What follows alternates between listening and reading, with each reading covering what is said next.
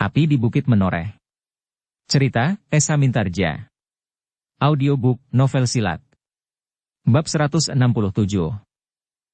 Raden Sutawijaya menarik nafas dalam-dalam. Memang terlintas di dalam kepalanya, jika hal itu akan menjadi dinding pemisah antara Pajang dan Mataram, maka apa boleh buat. Namun setiap kali ia sadar bahwa ayahanda Adipati Pajang yang kemudian mengangkat dirinya menjadi Sultan Pajang itu adalah orang yang tidak terlawan, maka hatinya menjadi berdebar-debar. Bukan karena dirinya sendiri, tetapi karena ia tentu akan gagal membangun Mataram menjadi sebuah negeri. Dan kegagalannya itu akan memberikan kepuasan kepada beberapa orang yang sejak semula tidak percaya bahwa ia akan dapat membuka alas Mentaok dan membuatnya menjadi suatu negeri. Tentu orang-orang itu pula lah yang telah mengirimkan Daksina kepada Panembahan Agung untuk bergabung dengan orang yang luar biasa itu, berkata Sutawijaya di dalam dirinya sendiri. Dan tiba-tiba saja hampir di luar sadarnya ia memperbandingkan Sultan Pajang dengan Panembahan Agung. Ayahanda Sultan memiliki ilmu yang lengkap. Yang kasat mata dan yang tidak kasat mata. Aku kira ayahanda Sultan Pajang masih berada di atas Panembahan Agung meskipun hanya selapis tipis. Dan dengan demikian, apakah yang dapat aku lakukan jika ayahanda Sultan benar-benar akan mengambil tindakan? Sutawijaya justru semakin bingung. Apalagi ia tahu pasti bahwa perempuan merupakan bagian dari nafas kehidupan Sultan Pajang. Rasa-rasanya pikiran Raden Sutawijaya pun menjadi buntu. Ia tidak lagi mengetahui apa yang sebaiknya dilakukan. Tetapi semuanya sudah terlanjur, tiba-tiba ia menggertakkan gigi. Semisal orang yang menyeberangi sungai, aku sudah terlanjur basah, sehingga aku tidak akan dapat ingkar lagi. Sutawijaya itu menjadi tegang sejenak, lalu. Aku harus segera menghadap ayahanda pemanahan. Apapun yang harus aku lakukan, kecuali menghadap ayahanda Sultan. Aku baru akan menghadap jika Mataram sudah menjadi sebuah negeri yang ramai dan dapat aku banggakan, sehingga tidak akan ada orang yang menghinaku lagi. Tiba-tiba saja Raden Sutawijaya yang sedang bingung itu berdiri tegak sambil menengadahkan dadanya. Dengan lantang ia berteriak. Kita berangkat sekarang. Kita lanjutkan perjalanan. Kita akan memasuki gerbang kota. Suara Raden Sutawijaya itu benar-benar mengejutkan setiap orang di dalam pasukannya. Bahkan Ki Lurah Branjangan pun terbangun dengan dada yang berdebar-debar. Sekali lagi mereka mendengar Sutawijaya berkata, kita berkemas sekarang.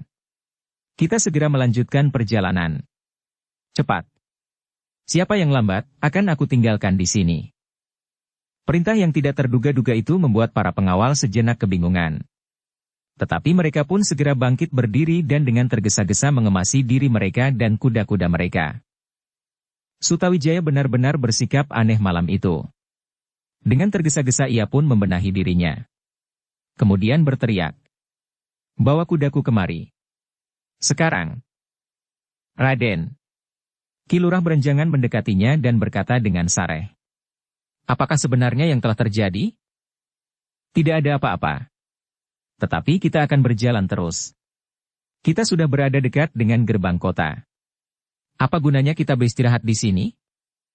Bukankah pertanyaan yang nadanya serupa itu sudah aku katakan sebelum Raden mengambil keputusan untuk berhenti di sini? Bohong. Kalian menghendaki kita berhenti.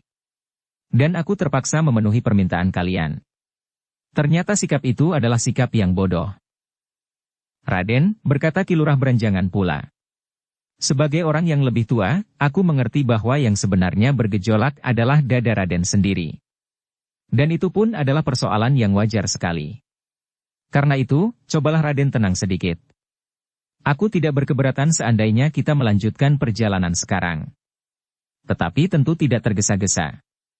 Biarlah para prajurit menyiapkan kuda mereka dan membenahi pakaian dan peralatan yang kita bawa. Jika kita tergesa-gesa mungkin ada beberapa macam barang yang tertinggal dan barangkali beberapa orang tawanan akan kurang mendapat pengawasan.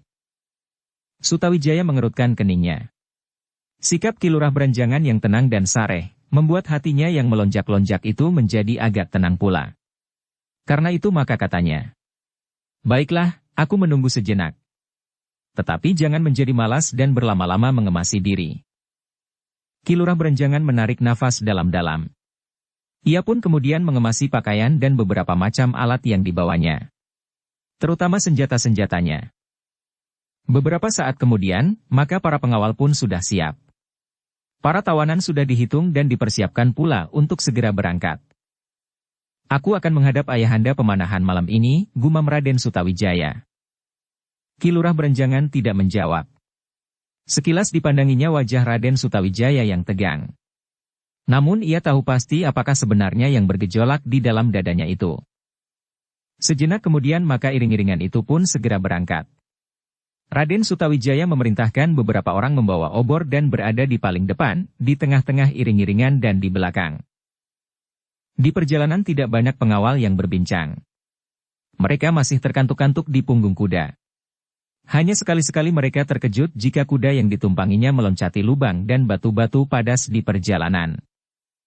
Apakah yang sebenarnya terjadi? Bertanya utusan yang memanggil Sutawijaya itu kepada Ki Lurah Beranjangan yang berkuda beberapa langkah di belakang Raden Sutawijaya. Ki Lurah Beranjangan memandangi utusan itu sejenak. Namun kemudian ia menggelengkan kepalanya sambil berdesis. Aku tidak mengerti.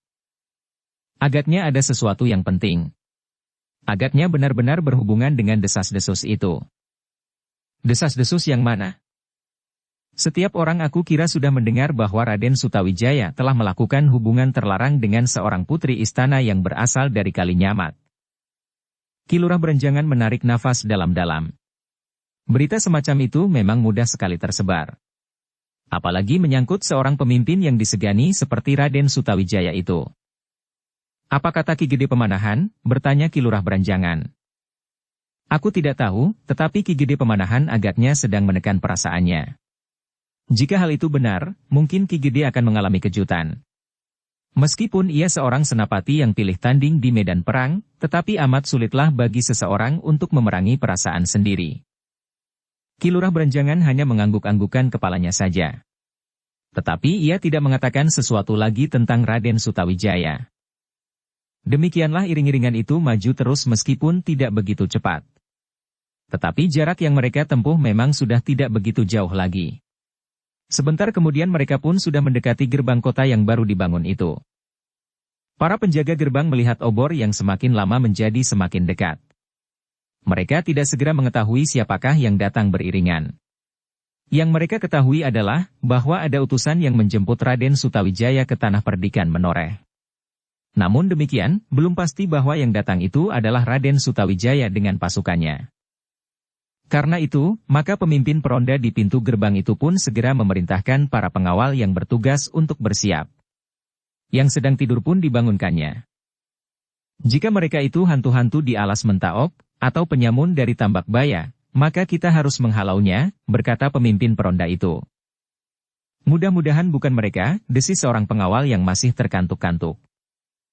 Justru karena sarangnya mungkin telah diduduki oleh Raden Sutawijaya, maka mereka pun berkeliaran sampai ke tempat ini, gumam pengawal yang lain. Para pengawal itu pun kemudian mempersiapkan diri. Seorang di antara mereka telah berdiri di sisi kentongan yang jika terpaksa dapat dipergunakannya untuk mengirimkan isyarat pada para peronda di dalam kota Mataram yang sedang dibangun itu. Obor itu merayap semakin dekat. Namun para peronda masih belum dapat mengetahui siapakah mereka itu. Namun ketika mereka melihat sepasukan berkuda mendekati gerbang, maka mereka pun mulai yakin bahwa yang datang itu adalah benar-benar Raden Sutawijaya.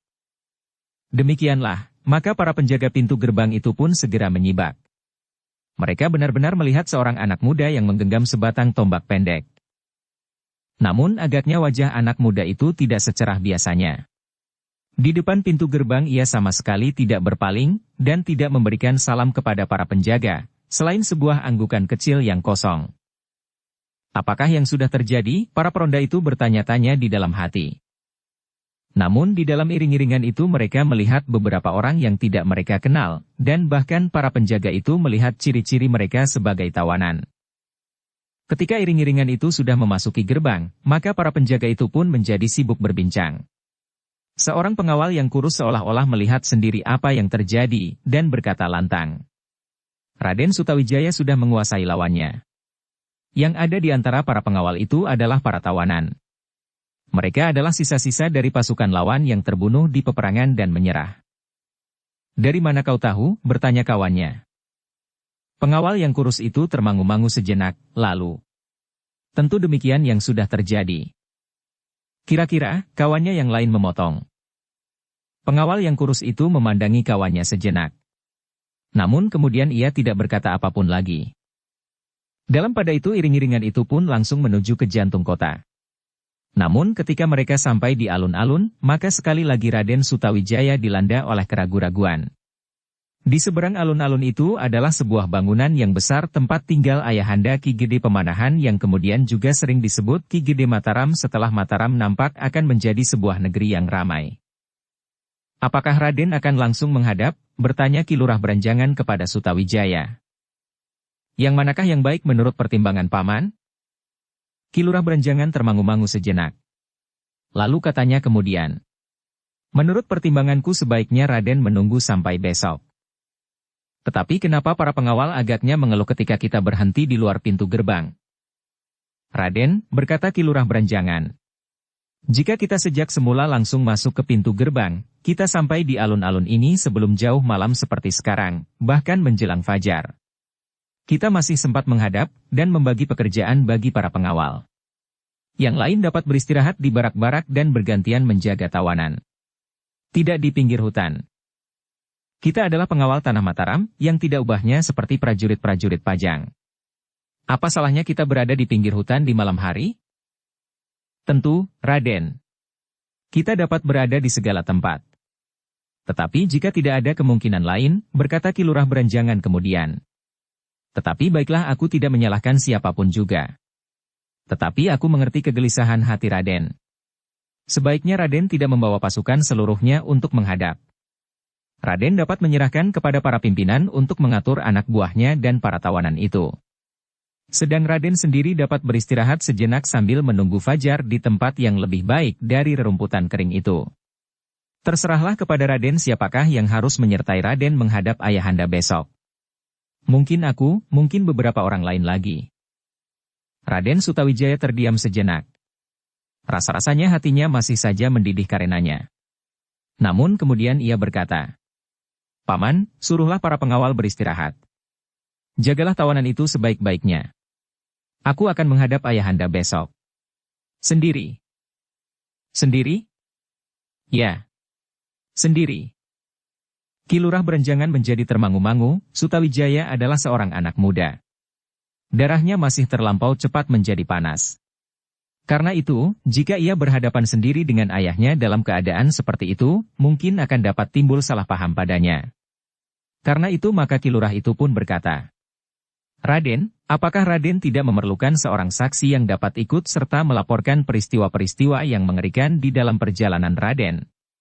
Dengan demikian maka kesaksian itu akan dapat mengurangi beban Raden. Jadi maksud Paman, kemenangan kita bersama para pengawal dari Menoreh itu akan aku pergunakan untuk memperkecil kesalahanku dalam persoalan gadis Kalinyamat itu, bertanya Sutawijaya. Ki Lurah Beranjangan menjadi ragu-ragu sejenak. Namun kemudian ia mengangguk lemah sambil menjawab. Demikianlah apabila mungkin, Raden. Tidak. Aku tidak akan melakukan tukar tambah seperti itu. Biarlah aku menerima hukumanku lebih dahulu sebelum aku melaporkan tentang hasil perburuan kita bersama pengawal dari Menoreh. Ki Lurah Beranjangan tidak dapat berbuat lain. Namun dengan demikian ia menjadi semakin cemas. Agaknya Sutawijaya akan mengakui segala kesalahannya dengan dada tengadah. Ia akan menghadapi segala akibat dari tindakannya itu. Tetapi ia tidak akan bersedia datang menghadap Sultan Pajang. Bukan karena ia tidak berani mempertanggungjawabkan perbuatannya dan menerima hukumannya, tetapi justru ia tidak mau menjadi bahan tertawaan para senapati di Pajang yang sejak semula sudah tidak percaya bahwa alas Mentaok akan dapat dibuka oleh Ki Gede Pemanahan yang juga disebut Ki Gede Mataram bersama anaknya Raden Sutawijaya. Sekilas terbayang di angan-angan Ki Lurah Beranjangan, seorang senapati muda yang berada di antara Pajang dan Mataram. Senapati yang namanya tidak dapat dikesampingkan. Jika jatuh perintah dari Sultan Pajang untuk menggempur Mataram, maka Untara tentu tidak akan menunggu bantuan kekuatan dari para adipati di pesisir manapun juga. Kekuatan Untara sendiri dengan prajurit yang berada di Pajang, di bawah pimpinan para senapati yang membenci Raden Sutawijaya beserta ayahandanya Ki Gede Pemanahan, yang iri hati dan yang mempunyai keinginan untuk memiliki sendiri tanah yang sudah ternyata akan menjadi sebuah negeri yang subur ini, sudah terlalu besar bagi Mataram. Dengan demikian, maka yang akan disebut oleh Raden Sutawijaya mempertanggungjawabkan segala kesalahannya itu adalah Ambaguguk Akutawaton. Ia akan bersikap dan menghadapi akibat dari sikapnya itu. Kasar atau halus. Sebagai orang yang telah mempunyai pengalaman yang luas dan umur yang sudah cukup panjang, maka Ki Lurah Beranjangan kemudian memberanikan diri untuk berpesan. Raden, sebaiknya Raden bersikap dewasa menghadapi persoalan orang-orang dewasa. Raden tidak boleh dibayangi oleh sikap seorang anak muda menghadapi tantangan. Raden akan menghadap ayahanda sendiri. Dan karena itu, Raden harus menyiapkan bekal secukupnya agar Raden dapat disebut sebagai seorang anak yang baik di dalam segala persoalan. Anak yang baik adalah anak yang menghormati orang tuanya di dalam segala bentuk. Raden Sutawijaya menarik nafas dalam-dalam. Dalam sekali. Di luar sadarnya anak muda itu mengusap dadanya sambil berkata, "Baiklah, Paman.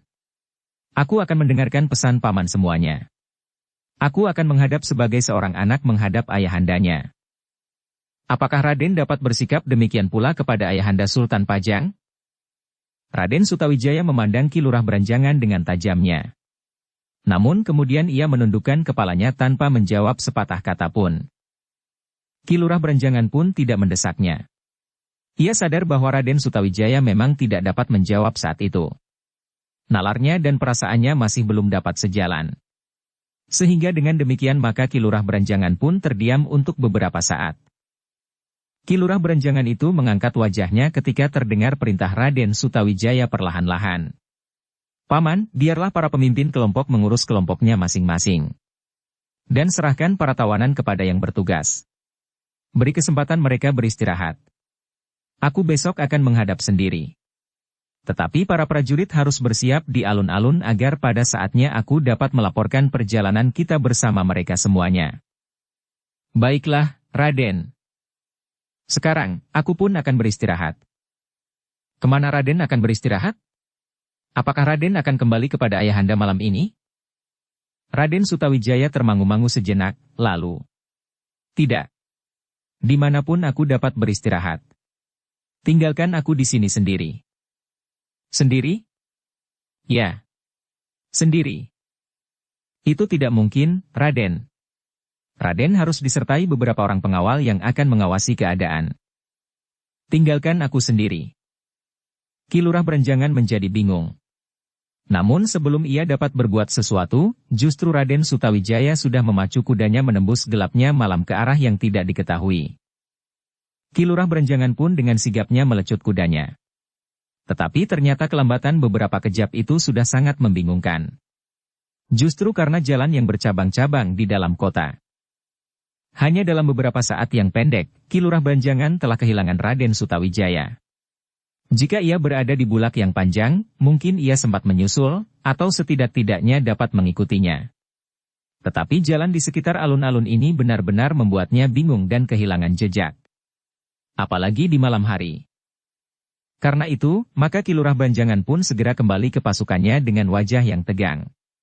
Ketika beberapa orang pemimpin kelompok mendapatkannya dan bertanya tentang Raden Sutawijaya, muka Ki Lurah Beranjangan itu hanya menggeleng sambil menjawab, "Aku tidak tahu, apakah yang merisaukannya." Namun ternyata bahwa cerita tentang gadis Kalinyamat itu telah merambat ke setiap telinga.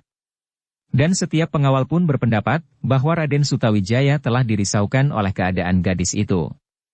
Apalagi gadis itu adalah gadis simpanan ayahanda Sultan Pajang. Dalam kegelisahan itu, maka Ki Lurah Beranjangan pun memerintahkan agar pasukan itu beristirahat ke barak mereka. Para tawanan harus mendapat pengawalan dan pengamatan secukupnya. "Lalu bagaimana dengan Raden Sutawijaya?" bertanya utusan Ki Gede Pemanahan yang memanggil Raden Sutawijaya itu. "Biar sajalah ia melepaskan kerisauan hatinya. Tetapi aku yakin bahwa ia akan datang besok pagi menghadap ayahanda Ki Gede Pemanahan tanpa diketahui orang lain." Bagi Raden Sutawijaya persoalan yang akan dibicarakan dengan ayahandanya adalah persoalan yang sangat penting. Utusan itu tidak mempersoalkan lagi. Meskipun ia menjadi cemas bahwa Raden Sutawijaya tidak akan memenuhi panggilan Ki Gede dan karena kegelisahan dan perasaan bersalah ia pergi tanpa tujuan. Namun agaknya Raden Sutawijaya yang jantan itu tidak akan lari dari pertanggungan jawab bagaimanapun bentuknya. Demikianlah maka para pengawal yang letih itu pun segera pergi beristirahat selain mereka yang bertugas, betapapun risaunya hati mereka melihat sikap Raden Sutawijaya. Tetapi sebagian besar dari mereka dapat mengerti bahwa anak muda yang sedang kalut itu mencari ketenangan di sepinya malam tanpa orang lain, meskipun kecemasan masih saja membayangi perasaan mereka, jika saja Raden Sutawijaya tidak sempat berpikir jauh. Dalam pada itu Sutawijaya yang sedang berpacu itu pun tidak menghiraukan apapun lagi. Dilecutnya kudanya sehingga berlari semakin cepat, berderap di atas jalan berbatu-batu. Ia sadar ketika ia melihat pintu gerbang kota sudah ada di hadapannya. Tetapi ia tidak berhenti. Ketika beberapa orang penjaga mencoba menghentikannya, kudanya yang bagaikan gila itu berlari terus sehingga para penjaga itu pun berloncatan menepi. "Siapa orang gila itu?" desis seseorang. Pemimpin penjaga itu pun kemudian berdesis. "Aku tidak akan mengejarnya." "Bukankah ia Raden Sutawijaya?" Yang lain berpikir sejenak, lalu, "Ya, Raden Sutawijaya." "Kenapa ia memacu kudanya?" "Aku tidak tahu. Tetapi ia adalah pemimpin yang terpercaya sehingga kita tidak perlu mencurigainya sama sekali." Para pengawal itu pun mengangguk-angguk. Tetapi mereka masih saja dicengkam oleh perasaan heran bahwa Raden Sutawijaya memacu kudanya secepat angin keluar kota di saat yang aneh pula. Bukankah Raden Sutawijaya pergi ke Menoreh?" tiba-tiba seorang penjaga bertanya. "Baru saja pasukannya memasuki kota lewat gerbang utara. Seorang penghubung telah memberitahukan hal itu kepadaku," sahut pemimpin penjaga. "Tetapi bahwa ia berlari lewat pintu gerbang ini keluar kota, aku tidak tahu apakah maksudnya." Para penjaga itu pun terdiam. Mereka merenungi sikap yang aneh dari Raden Sutawijaya. Tetapi akhirnya mereka menjadi jemu, dan membiarkan saja apa yang akan terjadi, karena mereka tidak akan dapat menebaknya dengan tepat. Dalam pada itu kuda Raden Sutawijaya pun berpacu di tengah-tengah bulak yang panjang, menembus gelapnya sisa malam. Nafasnya terasa mengalir berdesakan seperti gejolak perasaannya yang bagaikan merekahkan dadanya. Namun akhirnya Raden Sutawijaya itu menarik kekang kudanya. Perlahan-lahan kudanya itu pun memperlambat derap kakinya, sehingga akhirnya berhenti sama sekali di tengah-tengah bulak yang kelam. Raden Sutawijaya menarik nafas dalam-dalam, seakan-akan ia ingin menghirup udara yang segar sebanyak-banyaknya setelah ia berpacu di atas punggung kudanya. Sejenak Raden Sutawijaya duduk diam di atas punggung kuda.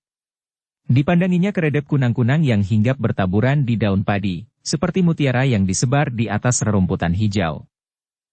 Namun kemudian terasa dadanya menjadi sesak. Persoalan yang dihadapinya seakan-akan tidak akan dapat terpecahkan.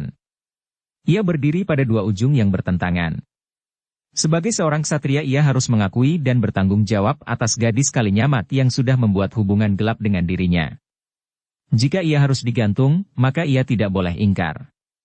Tetapi sebagai ksatria pula ia sudah bersumpah bahwa ia akan membuat Mataram menjadi sebuah negeri yang ramai. Ia tidak akan menginjak tangga istana Pajang sebelum ia dapat menengadahkan dadanya dan berkata bahwa Mataram sekarang sudah menjadi sebuah negeri seramai Pati. Raden Sutawijaya berdesah pendek sambil menundukkan kepalanya dalam-dalam. Angin malam yang lembab bertiup perlahan-lahan. Namun hati Raden Sutawijaya yang gemuruh bagaikan prahara yang menyapu belukar. Perlahan-lahan Raden Sutawijaya turun dari kudanya. Sejenak ia berdiri termangu-mangu. Namun jantungnya terasa semakin cepat berdetak. Dengan lemahnya Raden Sutawijaya duduk di atas sebuah batu di pinggir parit yang mengalir gemericik. Diamatinya arus air bening yang hanya setinggi mata kaki itu. Namun justru terbayang di dunia angan-angannya, seraut wajah seakan-akan bercermin di dalam air yang jernih itu. Wajah seorang gadis yang sebenarnya sudah bukan gadis lagi. Apalagi ia sudah mulai mengandung. Sutawijaya mulai membayangkan bagaimana hal itu telah terjadi. Ketika ayahanda angkatnya, Sultan Dipajang menghadap kakandanya Ratu Kalinyamat, maka jatuhlah janji, jika seseorang dapat membunuh Arya Penangsang yang telah membunuh suami Ratu Kalinyamat itu, maka ia akan mendapatkan 2 orang gadis cantik. Tentu Ratu Kalinyamat tahu benar sifat ayahanda Sultan Pajang, berkata Sutawijaya di dalam hatinya. Dan yang sebenarnya membunuh Arya Penangsang adalah dirinya. Raden Sutawijaya. Tetapi kepada Sultan Pajang dikatakan bahwa pembunuhnya adalah Ki Gede Pemanahan dan Ki Penjawi, agar janji Sultan Pajang atas mereka yang berhasil membunuh Arya Penangsang, hadiah tanah pati dan alas Mentaok diserahkan. Kedua gadis cantik itu tidak pernah disebut sama sekali oleh ayahanda Sultan Pajang, berkata Raden Sutawijaya di dalam dirinya pula. Dan terbayang pula, betapa akhirnya justru Ki Penjawi dahululah yang menerima tanah pati sebagai hadiah. Sedang ayahandanya sendiri, Ki Gede Pemanahan tidak segera menerima bagiannya yang masih berupa hutan belukar. Aku yang membunuh Pamanda Arya Penangsang. Tetapi hadiah yang diterima ayahanda Ki Gede Pemanahan adalah yang paling jelek dan lambat, yang harus didesak dengan sikap yang agak keras, desis Sutawijaya lambat. Jadi apakah aku terlalu bersalah jika aku mengambil hadiah yang sebenarnya dijanjikan oleh Ratu Kalinyamat? Salah seorang dari kedua gadis itu? Tetapi kepala Raden Sutawijaya pun tertunduk lesu. Memang ia telah melakukan kesalahan. Kedua gadis itu sudah diambil oleh ayahandanya Sultan Pajang. Dan sebagai gantinya Sultan Pajang telah menghadiahkan tanah pati dan alas Mentaok. Sekali lagi membayang di angan-angannya, bagaimana ayahandanya melakukan suatu cara untuk menangani usaha membinasakan Arya Penangsang itu. Tentu Adipati Pajang akan turun ke medan, berkata Ki Jurumartani pada waktu itu. Ia adalah orang yang sakti tanpa tanding. Mungkin ia akan berhasil mengalahkan Arya Penangsang di medan. Tetapi usahakan bahwa ada orang lain yang diperintahkannya dengan hadiah tanah yang cukup baik. Ternyata Ki Pemanahan berhasil menahan Adipati Pajang agar ia tidak turun sendiri ke gelanggang. Ampun, tuanku, sembah Ki Gede Pemanahan. Jika para panglima sudah tidak sanggup lagi melakukan, barulah tuanku melakukannya sendiri. Tetapi sepanjang masih ada orang lain yang sanggup, biarlah orang itu melakukannya. Sultan Pajang yang pada waktu itu masih seorang adipati menyetujuinya. Bahkan katanya, jika ada yang sanggup membunuhnya, maka aku akan memberikan hadiah tanah pati dan alas Mentaok. Tetapi jika tidak ada yang sanggup melakukannya, maka aku sendiri akan turun ke medan. Seperti yang dikehendaki oleh Ki Jurumartani, maka ayahandanya Ki Gede Pemanahan dan Ki Penjawi menyanggupinya di Paseban. Ternyata perhitungan Ki Jurumartani itu benar, gumam Raden Sutawijaya. Ki Jurumartani mengharap aku ingin ikut ke medan bersama ayahanda. Dan aku pun telah memaksa untuk pergi. Dan seperti yang diharapkan oleh Ki Jurumartani pula, maka ayahanda Sultan tidak sampai hati melepaskan aku, anak angkatnya yang dikasihinya tanpa memberikan sifat kandel. Dan ternyata bahwa ayahanda Sultan Pajang memberikan Kiai Pleret, tombak pusaka yang tiada duanya itu kepadaku. Sutawijaya menarik nafas dalam-dalam. Memang tombak Kiai Pleret itulah yang diharapkan oleh Ki Jurumartani. Dan ternyata dengan tombak itu pulalah ia berhasil melukai Arya Penangsang karena kuda Arya Penangsang tiba-tiba menjadi binal tanpa dapat dikendalikan lagi. Raden Sutawijaya yang sedang diamuk oleh lamunan itu pun terkejut ketika ia mendengar ayam jantan berkokok di kejauhan. Ketika ia mengangkat wajahnya, dilihatnya cahaya merah sudah nampak di langit. Fajar. Sekilas terbayang darah yang memancar dari lambung Arya Penangsang. Darah yang merah melampaui merahnya fajar di langit. Ususnya yang mencuat keluar, ditahannya dengan tangannya, kemudian disangkutkannya di keris pusakanya. Tetapi malang, justru ketika Arya Penangsang itu menarik keris pusakanya yang sakti tiada tandingnya itu, ususnya sendiri terpotong, dan Arya Penangsang itu pun tewas seketika. Bukan saja karena keris itu, desis Sutawijaya. Tetapi luka di lambung oleh pusaka Kiai Pleret itu pun merupakan luka yang tidak dapat disembuhkan lagi. Kiai Pleret adalah pusaka yang tiada bandingnya, ditambah pula oleh luka karena keris pusakanya sendiri, setan kobar. Tetapi sekali lagi Sutawijaya terbanting pada kegelisahan yang tidak ada bandingnya pula. Bagaimanakah keputusan ayahandanya Ki Gede Pemanahan tentang gadis Kalinyamat itu? Raden Sutawijaya menggeram sambil menggeretakkan giginya. Cahaya merah di langit bagaikan warna wajah ayahanda Ki Gede Pemanahan yang menjadi sangat marah. Apa boleh buat? Aku harus menghadap. Apapun yang akan terjadi. Untuk beberapa lamanya Raden Sutawijaya masih berada di tempatnya. Sekali-sekali kepalanya ditengadahkan memandang warna langit yang seakan-akan menjadi semakin tajam. Namun dalam pada itu, Raden Sutawijaya terkejut ketika terdengar derap kuda menuju ke arahnya. Dengan gerak naluriah ia pun meloncat berdiri. Di kejauhan dilihatnya bayangan di dalam samarnya sinar fajar, seekor kuda mendekatinya. Tetapi Raden Sutawijaya tidak segera dapat mengetahui siapakah penunggangnya. Baru ketika kuda itu menjadi semakin dekat, Raden Sutawijaya mengenalnya. Ki Lurah Berenjangan. Dari mana Ki Lurah mengetahui bahwa aku ada di sini? Bertanya Raden Sutawijaya. Ki Lurah Berenjangan pun kemudian meloncat turun. Perlahan-lahan ia melangkah mendekati Raden Sutawijaya sambil berkata, Raden. Penjaga gerbang itu menjadi bingung. Salah seorang dari mereka memerlukan datang kepada induk pasukan yang memasuki kota ini dari gerbang utara. Apa katanya? Bertanya Raden Sutawijaya. Para penjaga itu menjadi bingung. Baru saja mereka mendengar bahwa pasukan ini memasuki kota lewat gerbang utara. Namun mereka pun segera melihat Raden keluar lagi lewat gerbang ini. Karena itu mereka memerlukan mengirimkan seorang pengawal untuk menanyakan kepada kami, karena mereka selalu dikejar oleh teka-teki tentang Raden. Raden Sutawijaya menarik nafas dalam-dalam. Katanya, dengan demikian paman menemukan jejakku dan menyusulku kemari? Begitulah. Ki Lurah Berenjangan berhenti sejenak, lalu. Sebaiknya Raden kembali masuk ke kota dan bergabung dengan induk pasukan yang kini sedang beristirahat. Raden Sutawijaya tidak segera menyahut. Tetapi ditatapnya warna merah di langit. Fajar telah mewarnai langit, berkata Ki Lurah Berenjangan. Apakah Raden tidak segera kembali sebelum langit menjadi terang dan jalan-jalan penuh dengan orang-orang yang akan pergi ke pasar untuk menjual hasil bumi mereka? Jika kita kembali saat ini pun, di perjalanan kita akan bertemu dengan para pedagang dan orang-orang yang akan pergi ke pasar itu. Raden Sutawijaya merenung sejenak. Silahkan, Raden. Baiklah, Paman, desis Raden Sutawijaya kemudian. Aku akan kembali. Marilah. Mumpung masih gelap. Raden Sutawijaya masih saja ragu-ragu. Namun ia pun kemudian pergi juga ke kudanya. Keduanya pun kemudian berkuda menuju kembali ke kota.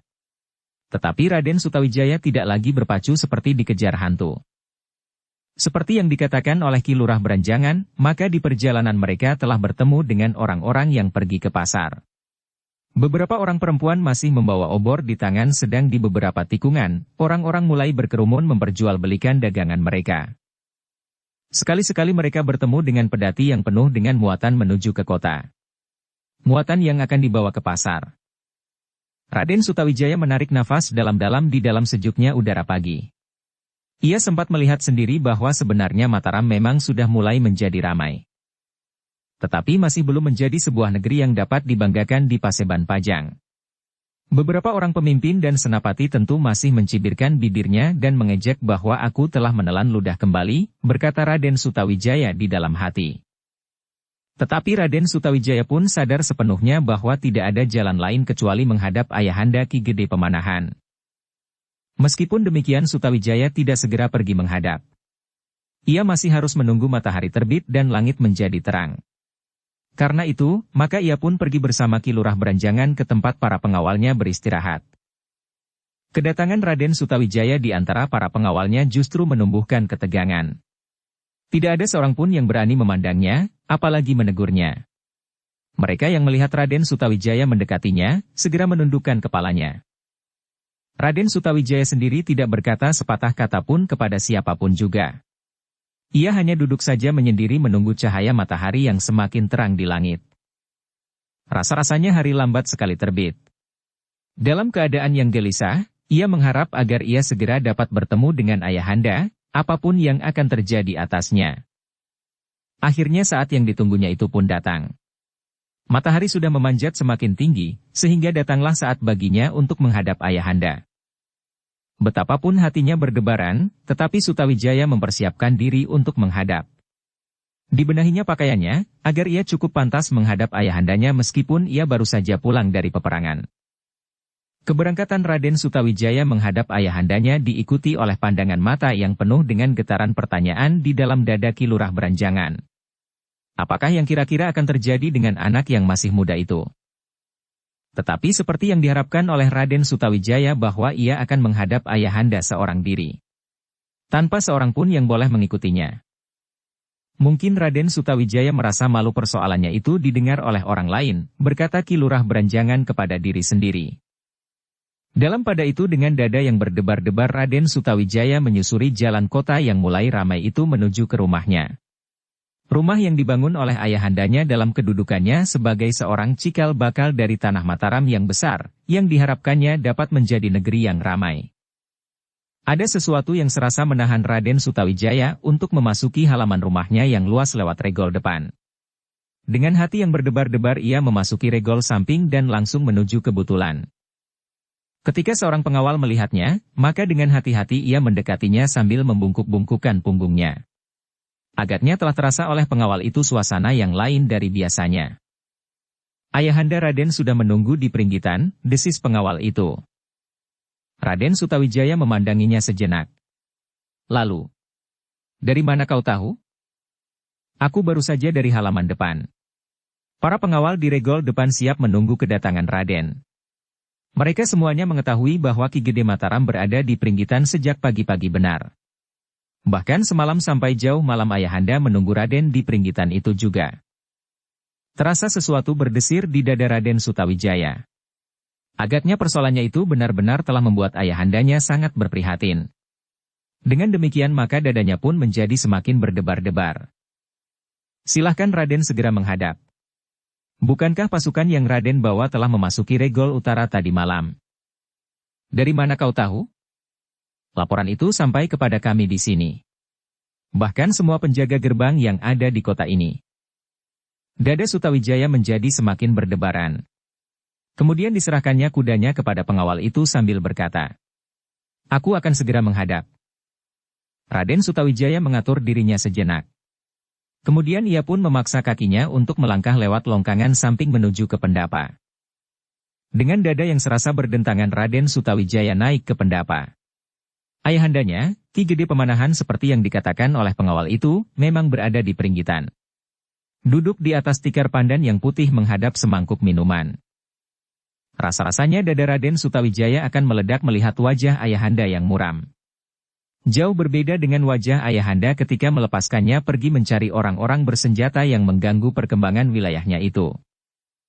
Beberapa orang pengawal di regol depan melihat Raden Sutawijaya yang justru datang lewat longkangan samping. Tetapi mereka tidak berbuat apa-apa. Mereka justru memandang saja dari kejauhan. Ketika Raden Sutawijaya berada di atas tangga, ayahandanya sudah melihatnya. Tetapi ia masih tetap berdiam diri menunggu Sutawijaya mendekatinya. Dengan ragu-ragu Sutawijaya mendekat.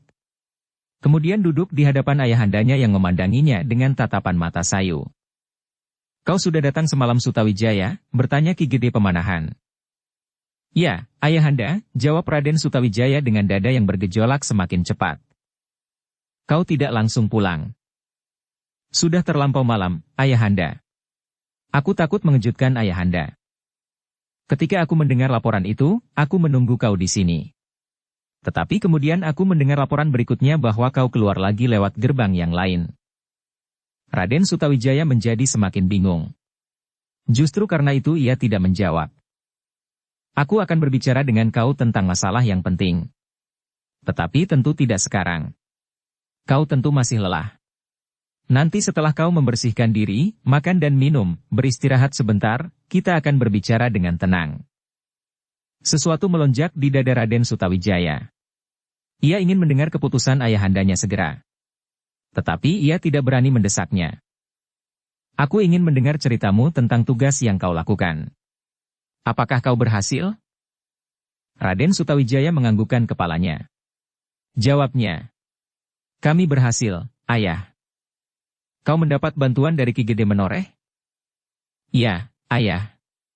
Dan bantuan dari seorang yang menyebut dirinya Ki Waskita, yang juga ternama Jakararas.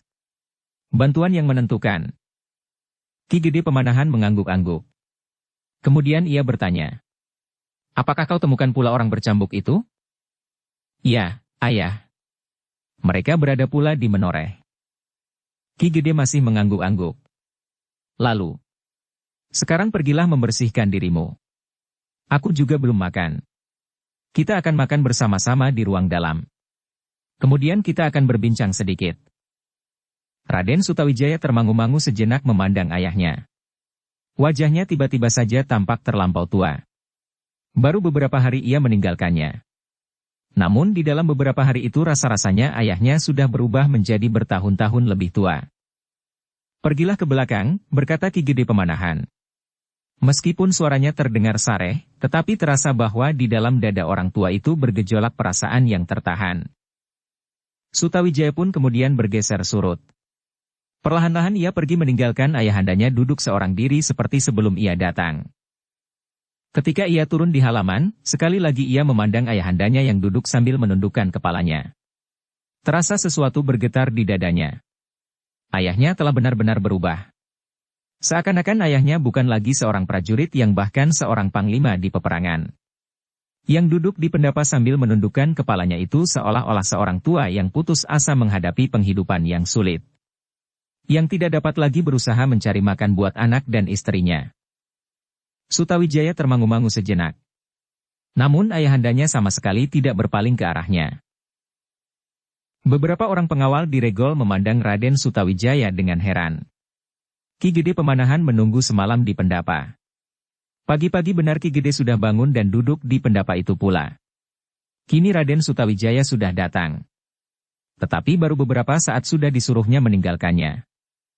Para pengawal itu tidak mendengar apa yang sudah dikatakan oleh Ki Gede Pemanahan dan apa yang akan dilakukannya. Sementara itu Sutawijaya pun pergi ke belakang. Sambil termangu-mangu ia kemudian masuk lagi lewat pintu butulan dan langsung ke biliknya mengambil ganti pakaian dan kemudian pergi ke pakiwan. Baru setelah ia selesai mengemasi dirinya, ia kembali menemui ayahnya yang masih duduk di pendapa. Masih seperti tadi. Kepalanya tertunduk lesu, seakan-akan ayahandanya itu tidak bergerak sama sekali. Ketika Ki Gede Pemanahan melihat Sutawijaya naik lagi ke pendapa, maka katanya, "Nah kau sudah selesai. Marilah kita makan bersama di ruang dalam." Sutawijaya tidak menjawab. Ia mengikuti saja ketika ayahnya kemudian bangkit dan melangkah masuk ke ruang dalam. Ternyata makan mereka sudah disediakan. Seorang pelayan yang menunggui makanan itu pun kemudian pergi ke belakang setelah Ki Gede Pemanahan dan Raden Sutawijaya duduk menghadapi hidangan itu. "Marilah kita makan Sutawijaya," ajak ayahnya.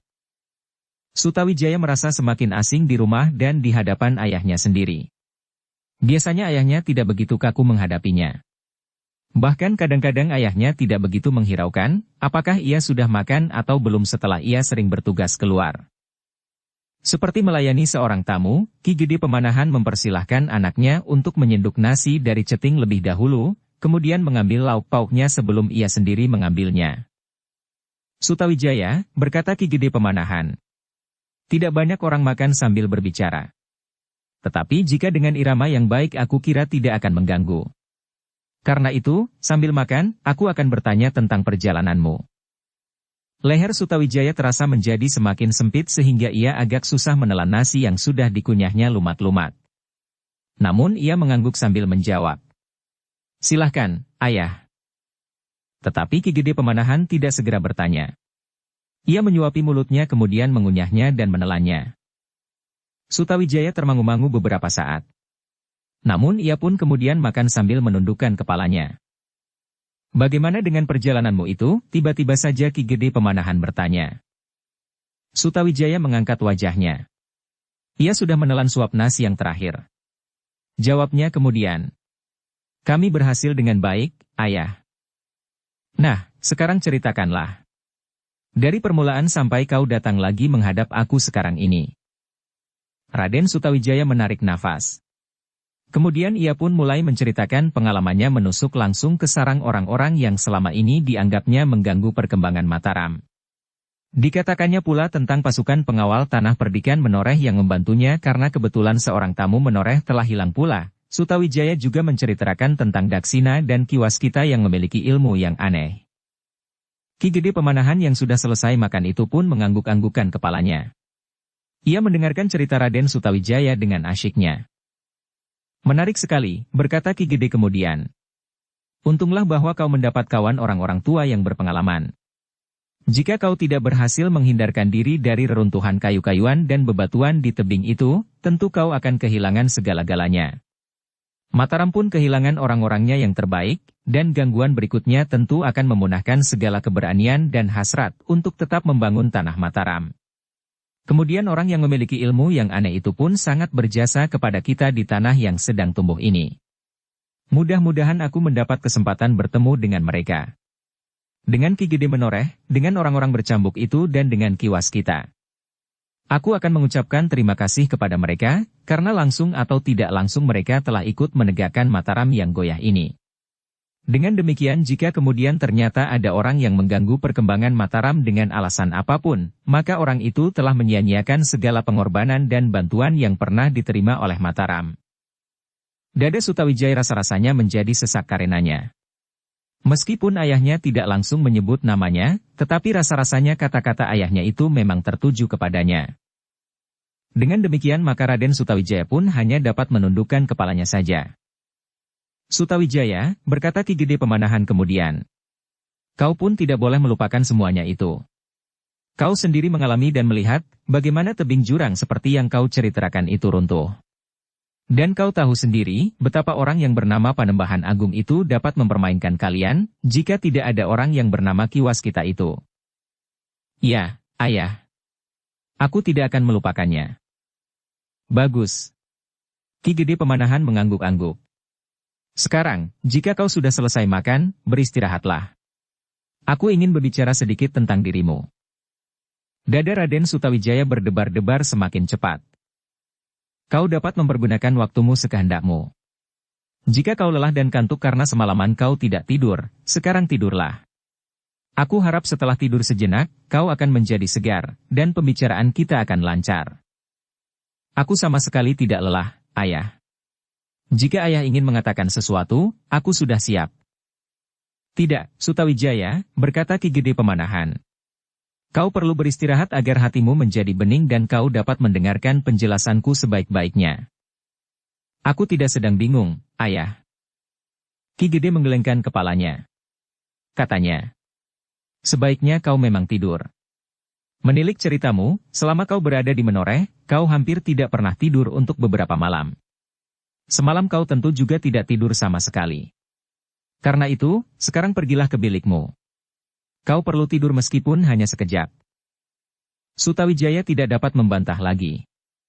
Ia pun kemudian meninggalkan ayahnya dan pergi ke dalam biliknya. Namun kegelisahan di hatinya rasa-rasa menyentak-nyentak dadanya, sehingga ia sama sekali tidak dapat tidur. Jangankan tidur, berbaring pun Sutawijaya tidak betah. Dengan gelisah Sutawijaya duduk di bibir pembaringannya. Sekali-sekali ia bergeser setapak. Kemudian berdiri dan melangkah hilir mudik. Ternyata ayahandanya membiarkannya dalam kegelisahan itu. Rasa-rasanya sudah berhari-hari Sutawijaya berada di dalam biliknya, namun ayahandanya masih belum juga memanggilnya dan membawanya berbicara. Namun Sutawijaya itu terkejut ketika pintu biliknya berderit. Dilihatnya Ki Gede Pemanahan sudah berdiri di depan pintu yang kemudian terbuka. Oh, desis Sutawijaya. Apakah ayahanda memanggil aku sekarang? Ki Gede Pemanahan tidak menyahut. Tetapi ia melangkah saja masuk dan duduk di tepi pembaringan Sutawijaya. Sutawijaya termangu-mangu sejenak. Sehingga ayahnya berkata, "Duduklah. Agaknya lebih baik berbicara di sini daripada di ruang dalam." Rasa-rasanya dada Raden Sutawijaya menjadi sesak. Jantungnya berhenti berdetak. Tetapi ia pun kemudian duduk pula di sebelah ayahandanya. Sejenak keduanya saling berdiam diri, sehingga ruangan itu pun menjadi hening. Yang terdengar kemudian adalah tarikan nafas yang panjang dari Ki Gede Pemanahan. Agaknya ia pun merasa sulit untuk memulai pembicaraannya dengan anak laki-lakinya. Namun kemudian akhirnya terucapkan juga pertanyaan. Sutawijaya, apakah kau telah mendengar desas-desus yang keras tentang dirimu sendiri? Sutawijaya mengerutkan keningnya. Darahnya bagaikan benar-benar berhenti mengalir. Desas-desus yang semakin lama menjadi semakin merata di seluruh Mataram? Apakah kau telah mendengar desas-desus yang keras tentang dirimu sendiri? Sutawijaya tidak segera menjawab pertanyaan itu. Tetapi justru ia pun bertanya. Dalam hubungannya dengan apa, ayah? Ki Gede Pemanahan memandang wajah anaknya sejenak. Namun kemudian dilontarkannya tatapan matanya keluar pintu sambil berkata. Aku kira kau tentu sudah mendengarnya. Hampir setiap orang memperkatakannya. Sutawijaya menjadi semakin gelisah. Sutawijaya, berkata Ki Gede Pemanahan kemudian. Apa boleh buat?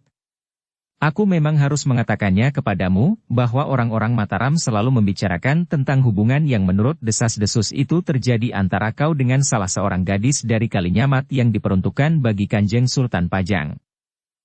Meskipun Raden Sutawijaya sudah menduga bahwa persoalan itulah yang akan dibicarakan oleh ayahandanya, namun pertanyaan itu rasa-rasanya telah meretakkan dadanya.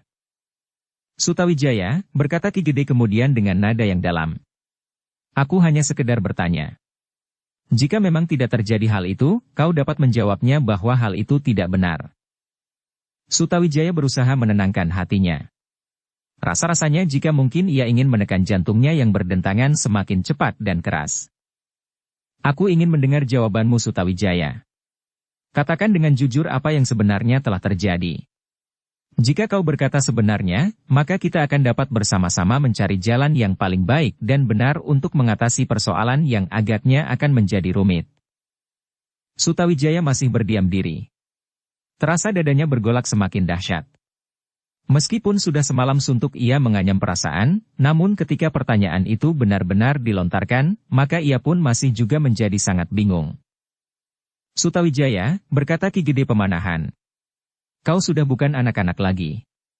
Jika pada saat kau baru saja kembali dari peperangan dan membawa hasil yang harus dihargai oleh Mataram, namun kemudian kau sudah dihadapkan pada persoalan pribadimu, sama sekali bukan maksudku untuk memperkecil perjuanganmu bagi Mataram. Tetapi semata-mata karena persoalan yang sudah terjadi itu tidak akan dapat dibiarkannya tanpa penyelesaian.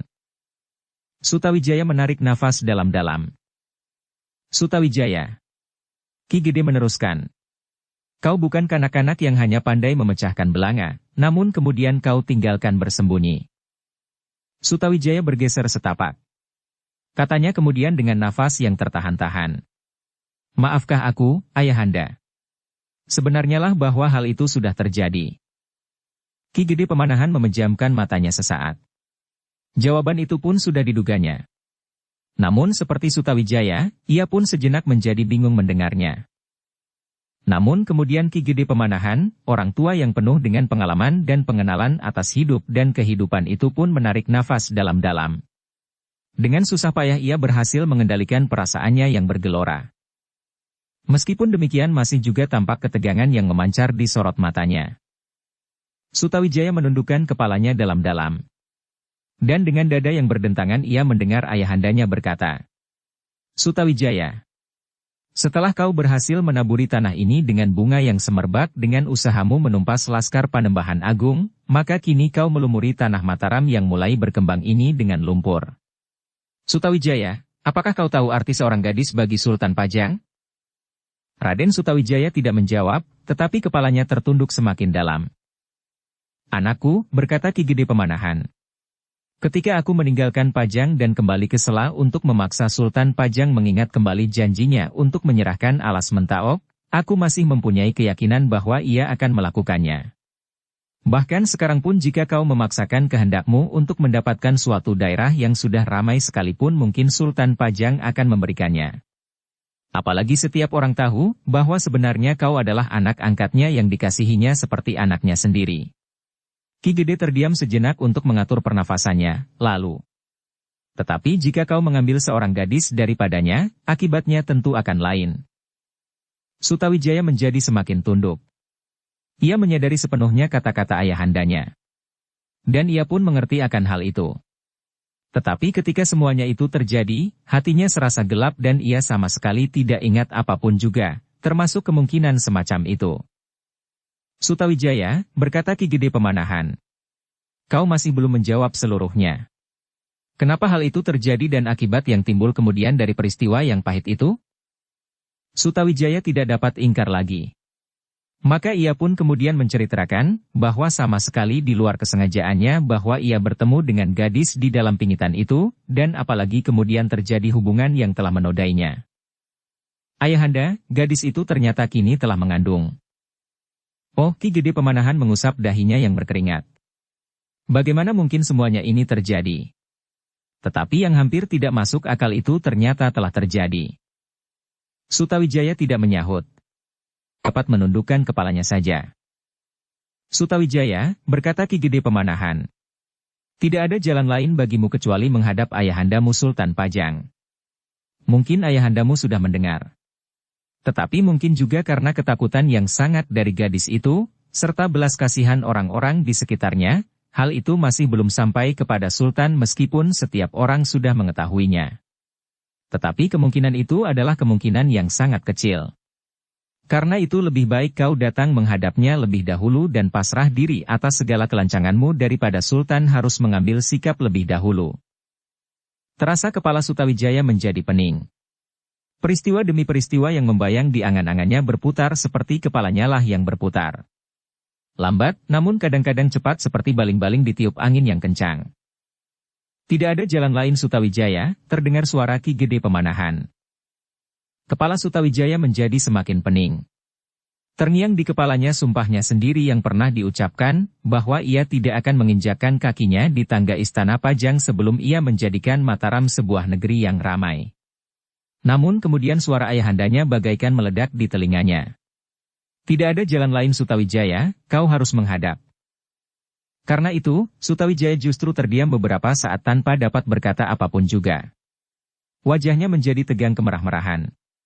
Sedang denyut jantungnya serasa semakin cepat berdetak. Tetapi, sekali lagi suara ayahandanya itu seolah-olah menjerit di telinganya. Kau harus menghadap dan pasrah diri atas segala kesalahan yang kau lakukan. Maka terasa sesuatu bergejolak di dalam dada Raden Sutawijaya. Benturan perasaan yang rasa-rasanya akan memecahkan jantungnya. Namun justru karena itu, maka Raden Sutawijaya itu pun seakan-akan terbungkam karenanya. Sutawijaya, berkata Ki Gede Pemanahan. Apakah kau mempunyai pertimbangan lain? Untuk beberapa saat Sutawijaya masih tetap berdiam diri. Kepalanya tertunduk dalam-dalam, sedang nafasnya bagaikan saling memburu di lubang hidungnya. Kau harus cepat memutuskan Sutawijaya. Kau harus melakukannya sebelum ayahandamu Sultan Pajang berbuat sesuatu. Dengan susah payah Sutawijaya berusaha untuk mengendapkan perasaannya. Sekali-sekali ia menarik nafas dalam-dalam. Aku ingin mendengar sikapmu Sutawijaya. Sutawijaya masih saja termangu-mangu. Namun ia tidak akan dapat terus-menerus berdiam diri. Karena itu maka katanya kemudian. Ayahanda. Aku mohon beribu-ribu maaf. Sebenarnya aku sama sekali tidak menghendaki hal ini terjadi. Tetapi apa boleh buat, bahwa yang telah terjadi tidak akan dapat diingkari lagi. Namun demikian, Ayahanda, apakah tidak ada jalan lain yang dapat aku tempuh selain datang menghadap Ayahanda Sultan? Wajah Ki Gede Pemanahan memerah sejenak. Lalu, maksudmu Sutawijaya? Dada Sutawijaya menjadi semakin berdebar-debar. Suaranya menjadi semakin dalam dan lamban. Ayahanda, apakah ada cara lain yang dapat aku tempuh selain menghadap Ayahanda Sultan Pajang? Aku sudah berjanji, bahwa sebelum Mataram menjadi ramai, aku tidak akan menginjakkan kakiku di atas tangga Istana Pajang. Ki Gede Pemanahan memandang putranya dengan tajamnya. Lalu katanya, apakah kau tidak berani mempertanggungjawabkan perbuatanmu? Bukan maksudku, Ayahanda. Tetapi hanya karena aku sudah bersumpah. Sutawijaya tergagap. Aku tidak mau menjadi sasaran ejekan para pemimpin pemerintahan dan prajurit di Pajang yang sejak semula sudah menganggap bahwa usahaku akan sia-sia.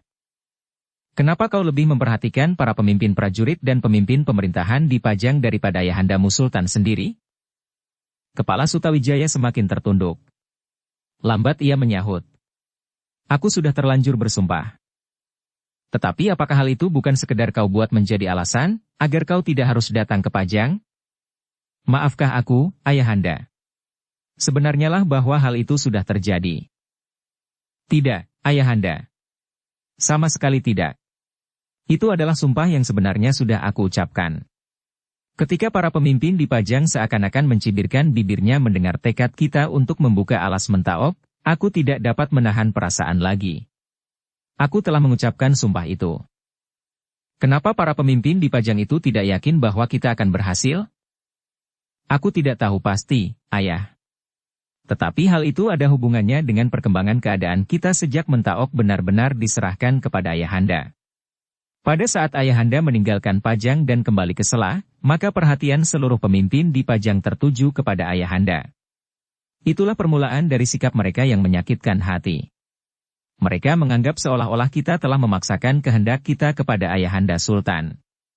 Justru ketika akhirnya Sultan benar-benar menyerahkan alas Mentaok kepada kita, maka para pemimpin itu mulai melontarkan sikap yang menggelitik hati itu, sehingga akhirnya aku tidak dapat menahan perasaan dan aku telah mengucapkan sumpahku saat itu bahwa aku akan menjadikan Mentaok sebuah negeri yang ramai.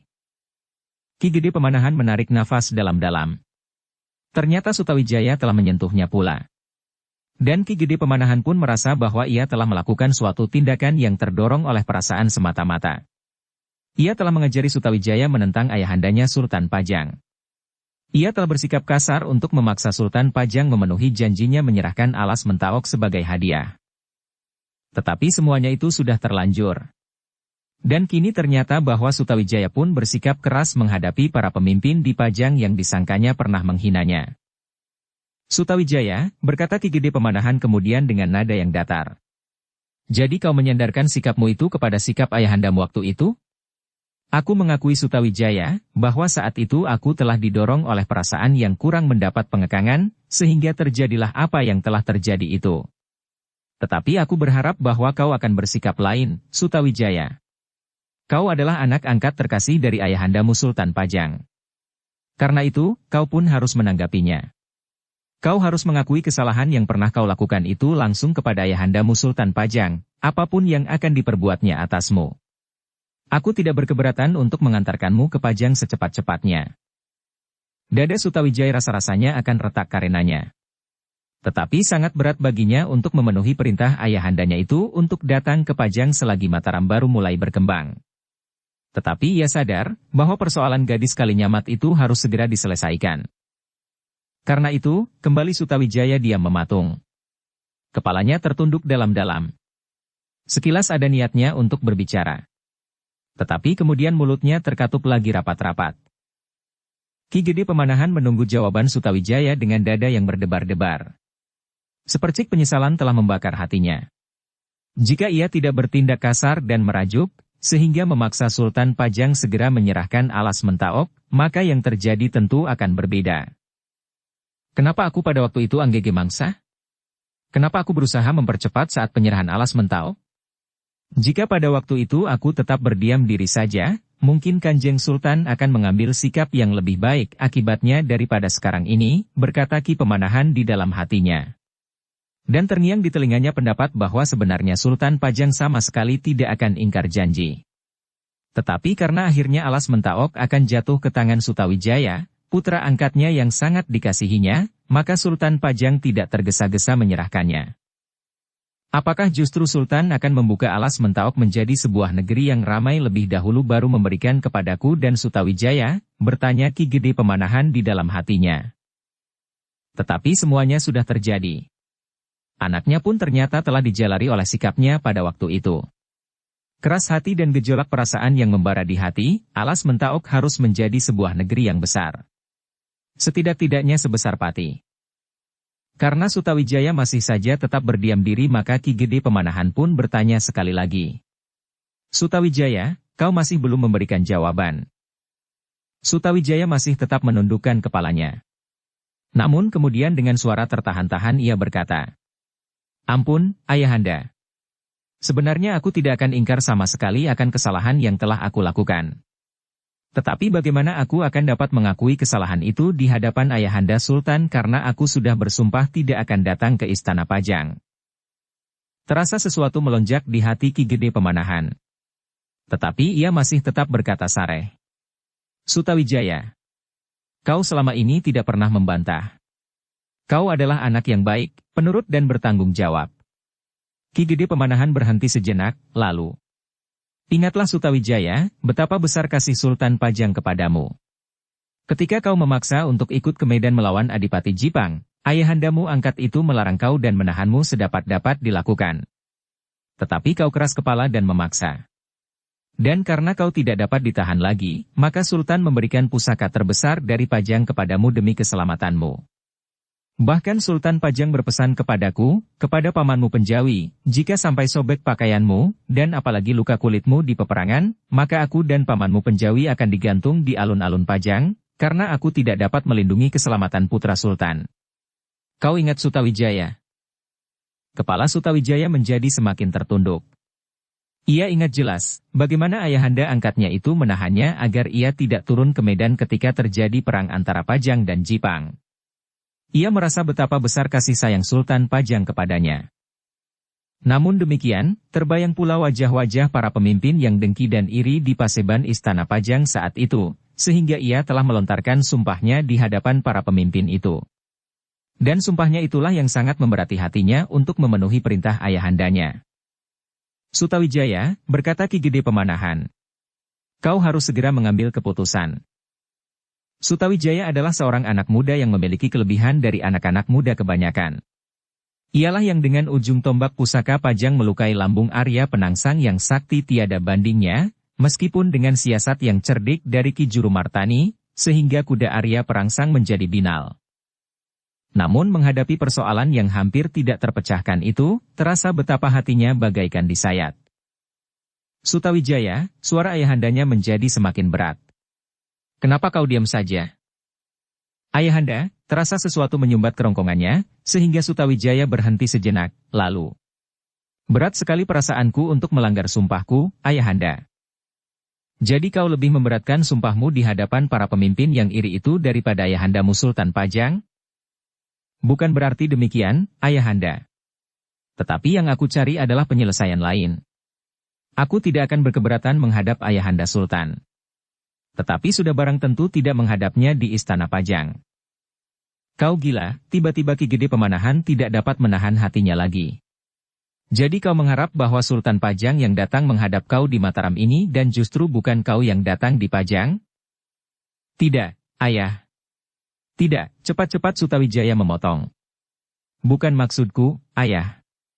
Tetapi seandainya Sultan sedang berburu atau sedang pergi mengunjungi daerah pesisir dan kadipaten di Bangwetan atau Bangkulon, aku tidak berkeberatan untuk menghadap. Pikiranmu memang sudah tidak waras lagi, Sutawijaya, geram ayahandanya. Itu sama sekali tidak sopan. Jika Sultan Pajang pergi berburu, maka maksudnya tentu untuk melupakan kesibukannya sehari-hari. Tetapi kau akan datang mengganggunya sehingga menimbulkan persoalan baru baginya. Kecuali itu, kapan hal itu akan terjadi? Kapan? Setahun, 2 tahun lagi atau barangkali setelah bayi yang dikandung itu sempat ikut menghadap Sultan. Dada Sutawijaya tergetar karenanya.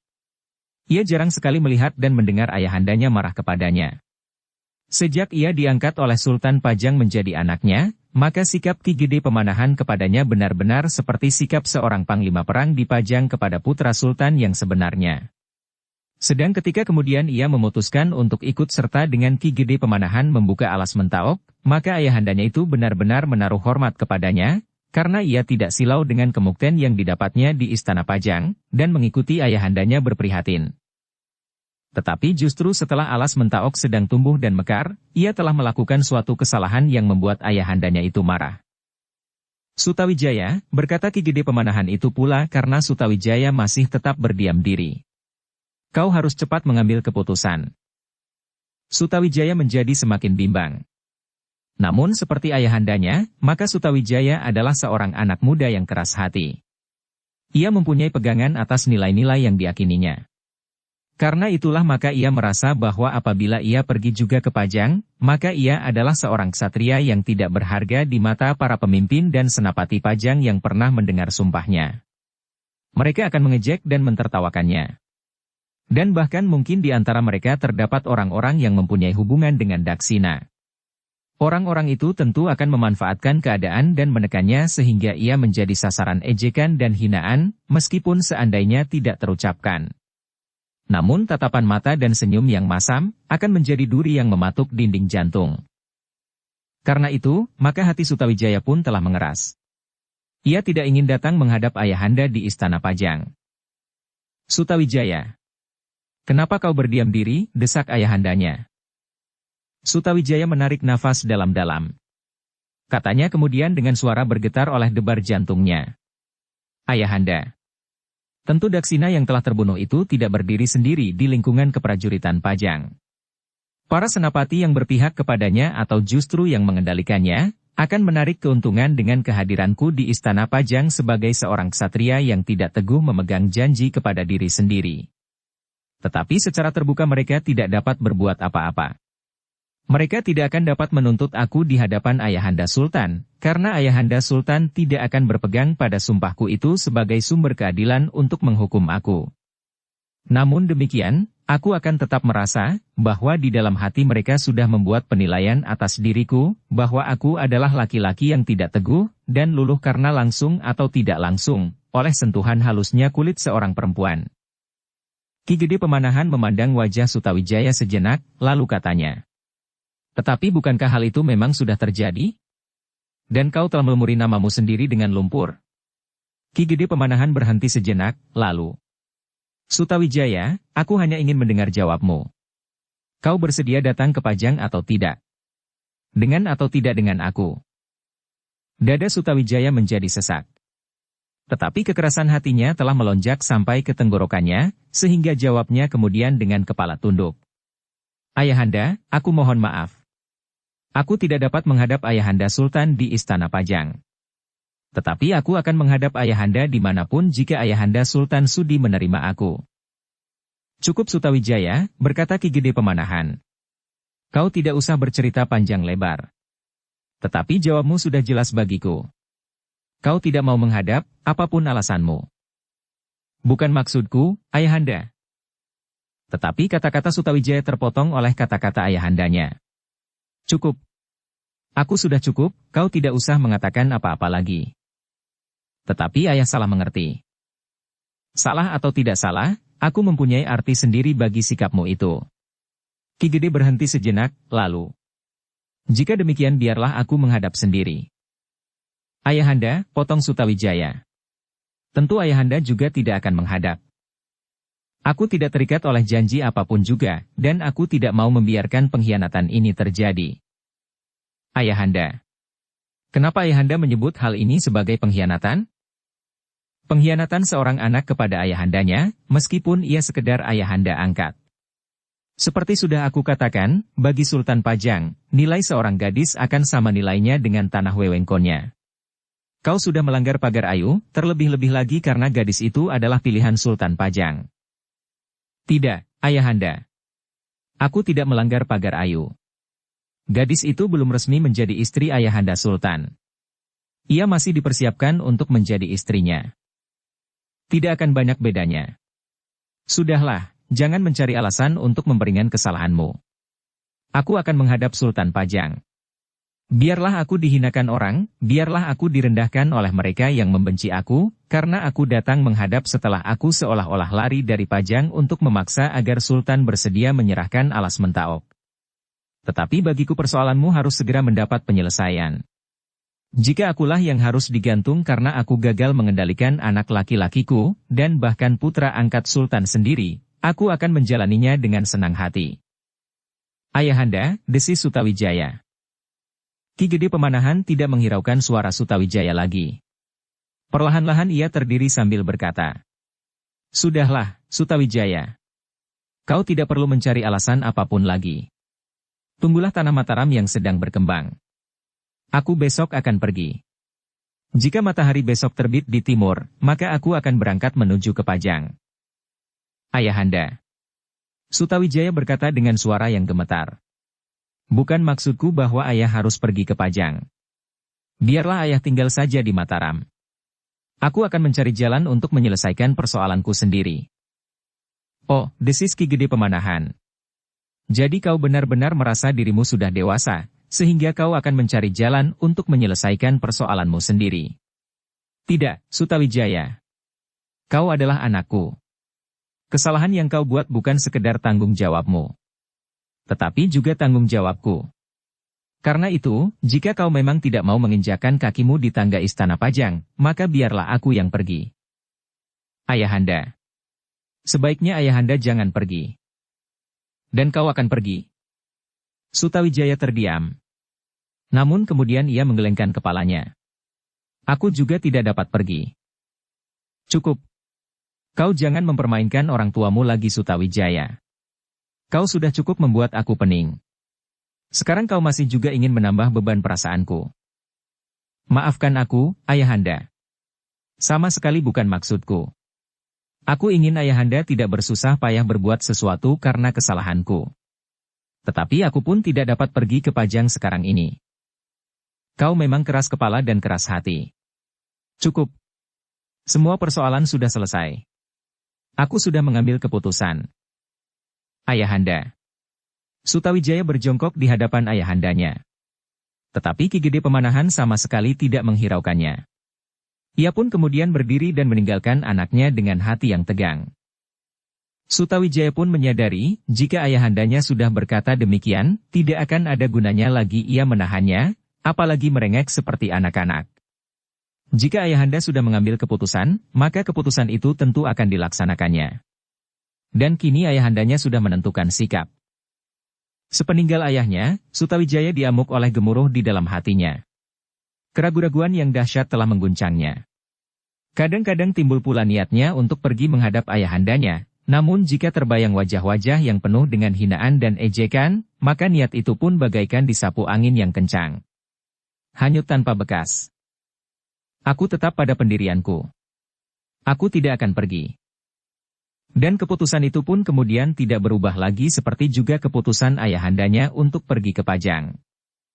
Sementara itu, maka Ki Gede Pemanahan telah memerintahkan kepada abdi terdekatnya untuk menyiapkan kudanya. Besok Ki Gede akan pergi bersama 2 orang pengawalnya ke Pajang. Apapun yang akan dihadapinya di Pajang, Ki Gede sudah memutuskan tidak akan ingkar lagi, karena ia merasa bahwa Sutawijaya memang sudah melakukan kesalahan yang besar. Demikianlah, waktu yang mendebarkan itu akhirnya datang pula. Gelap yang kemudian menyelubungi Mataram telah didorong perlahan-lahan oleh cahaya pagi di ujung timur. Malam yang gelisah telah lampau. Malam yang rasa-rasanya terlampau panjang, karena hampir semalam suntuk, baik Ki Gede Pemanahan maupun Raden Sutawijaya tidak dapat memejamkan matanya sama sekali. Kabar keberangkatan Ki Gede Pemanahan ke Pajang untuk menghadap Sultan telah tersebar di seluruh kota. Tidak banyak yang mengetahui alasan yang sebenarnya. Namun setiap orang telah menghubungkan keberangkatan Ki Gede itu dengan desas-desus yang tersiar, bahwa Raden Sutawijaya telah melakukan kesalahan yang besar terhadap Sultan Pajang.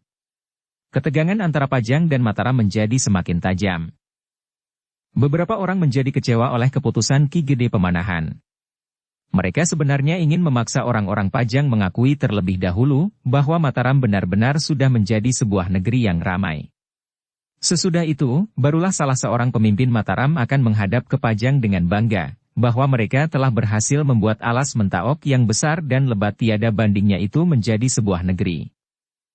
Namun setiap orang pun kemudian melontarkan kekecewaannya kepada Raden Sutawijaya. Jika Raden Sutawijaya tidak melakukan kesalahan itu, maka keadaan tidak berkembang demikian cepatnya, justru menuju ke arah yang tidak diinginkan. Ki Lurah Beranjangan hanya dapat menekan dadanya, ketika ia melihat seekor kuda yang tegar sudah siap di depan pendapa rumah Ki Gede Pemanahan. 2 orang pengawal telah bersiap pula di sisi regol. Alangkah beratnya tanggung jawab seorang ayah menghadapi anak yang keras hati, berkata Ki Lurah Beranjangan di dalam hati. Aku kagum kepada kejantanan Raden Sutawijaya. Dan aku kagum pula dengan kekerasan hatinya. Tetapi aku tidak mengerti, bagaimana aku harus menanggapinya melihat sikapnya yang satu ini, sehingga ayahandanya lah yang terpaksa pergi ke Pajang. Di pendapa Ki Gede Pemanahan masih sempat memberikan beberapa pesan kepada para pemimpin di Mataram termasuk Sutawijaya sendiri yang tetap berkeras hati untuk tidak mau pergi menghadap ayahanda Sultan. Aku tidak akan membawa pengawal lebih dari 2 orang, berkata Ki Gede Pemanahan. Karena aku tidak akan pergi berperang melawan Pajang. Ki Lurah Beranjangan yang juga hadir saat Ki Gede Pemanahan memberikan pesan-pesan sebelum berangkat, merasakan betapa tekanan perasaan menghimpit jantung Ki Gede Pemanahan. Tetapi ia tidak dapat berbuat apa-apa. Persoalan yang dihadapi oleh Ki Gede Pemanahan kali ini bukan persoalan pertahanan dan pengamanan alas Mentaok yang masih sedang berkembang, tetapi persoalan yang lebih berat pada persoalan keluarga meskipun akibatnya akan dapat menyangkut tanah Mataram seluruhnya. Dalam pada itu, Ki Lurah Beranjangan tidak dapat menahan hati untuk bertanya kepada Ki Gede Pemanahan. Ki Gede, memang tidak baik untuk membawa sepasukan pengawal ke Pajang pada saat seperti ini. Tetapi di sepanjang jalan Ki Gede memerlukan kekuatan yang memadai. Mataram masih dikelilingi oleh bahaya yang tersembunyi meskipun Panembahan Agung sudah tidak ada lagi. Tetapi justru karena Daksina terbunuh pula di dalam pertempuran itu, maka tentu ada pihak yang merasa dirugikan dan ingin membalas dendam. Tetapi Ki Gede Pemanahan menggelengkan kepalanya. Katanya, "Dua orang sudah cukup. Aku tidak membawa persoalan lain kecuali persoalan Sutawijaya. Karena itu, aku tidak akan menghadapi kekerasan yang manapun juga selain menghadapi hukuman yang akan dijatuhkan oleh Sultan. Dan aku tidak akan ingkar jika aku harus menjalaninya. Dengan demikian maka pengawal-pengawal itu tidak perlu sama sekali bagiku." Ki Lurah Beranjangan menarik nafas dalam-dalam. Ki Gede Pemanahan adalah seorang perasa. Ia meninggalkan Pajang karena Sultan Pajang dianggap tidak memenuhi janjinya menyerahkan Alas Mentau. Dan kini ia pergi tanpa pengawal karena anak laki-lakinya telah membuatnya sangat kecewa. Demikianlah maka akhirnya Ki Gede Pemanahan pun segera berangkat disertai dua orang pengawalnya yang terpercaya.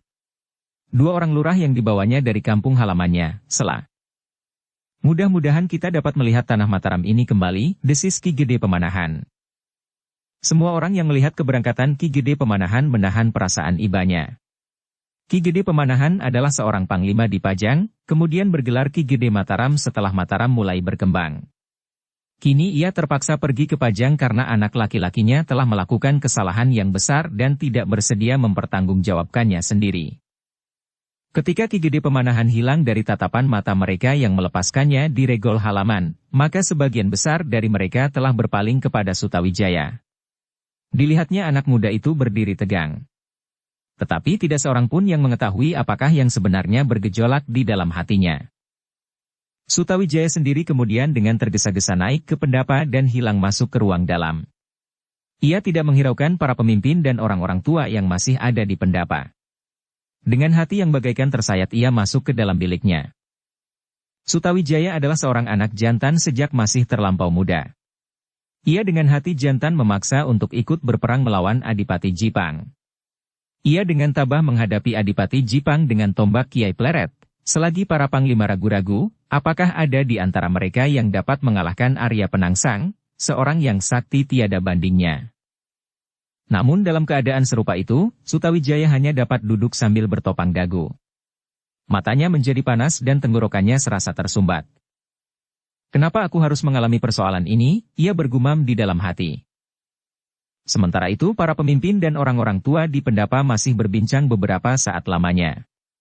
Tidak seorang pun yang dapat menilai dengan tepat, apakah tindakan Raden Sutawijaya itu dapat dibenarkan.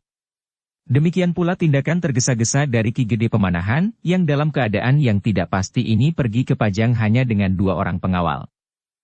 Ki Gede Pemanahan didorong oleh kemarahan yang tertahan di dalam dadanya, berkata salah seorang dari mereka.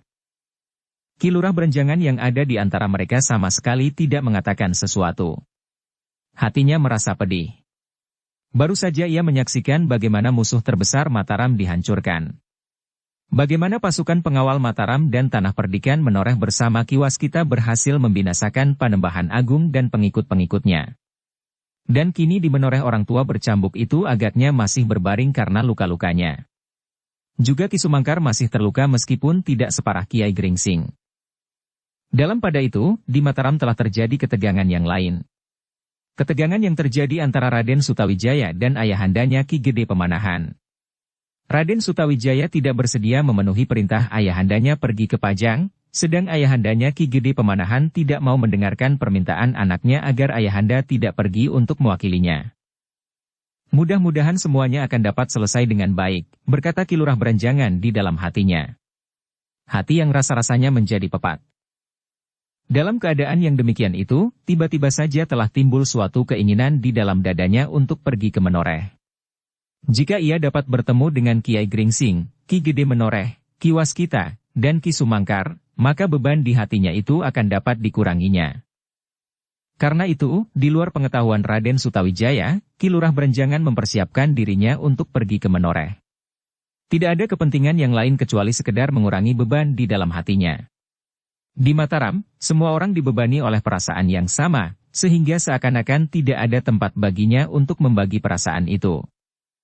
Dukung channel Novel Silat dengan subscribe, follow, like, komen dan share.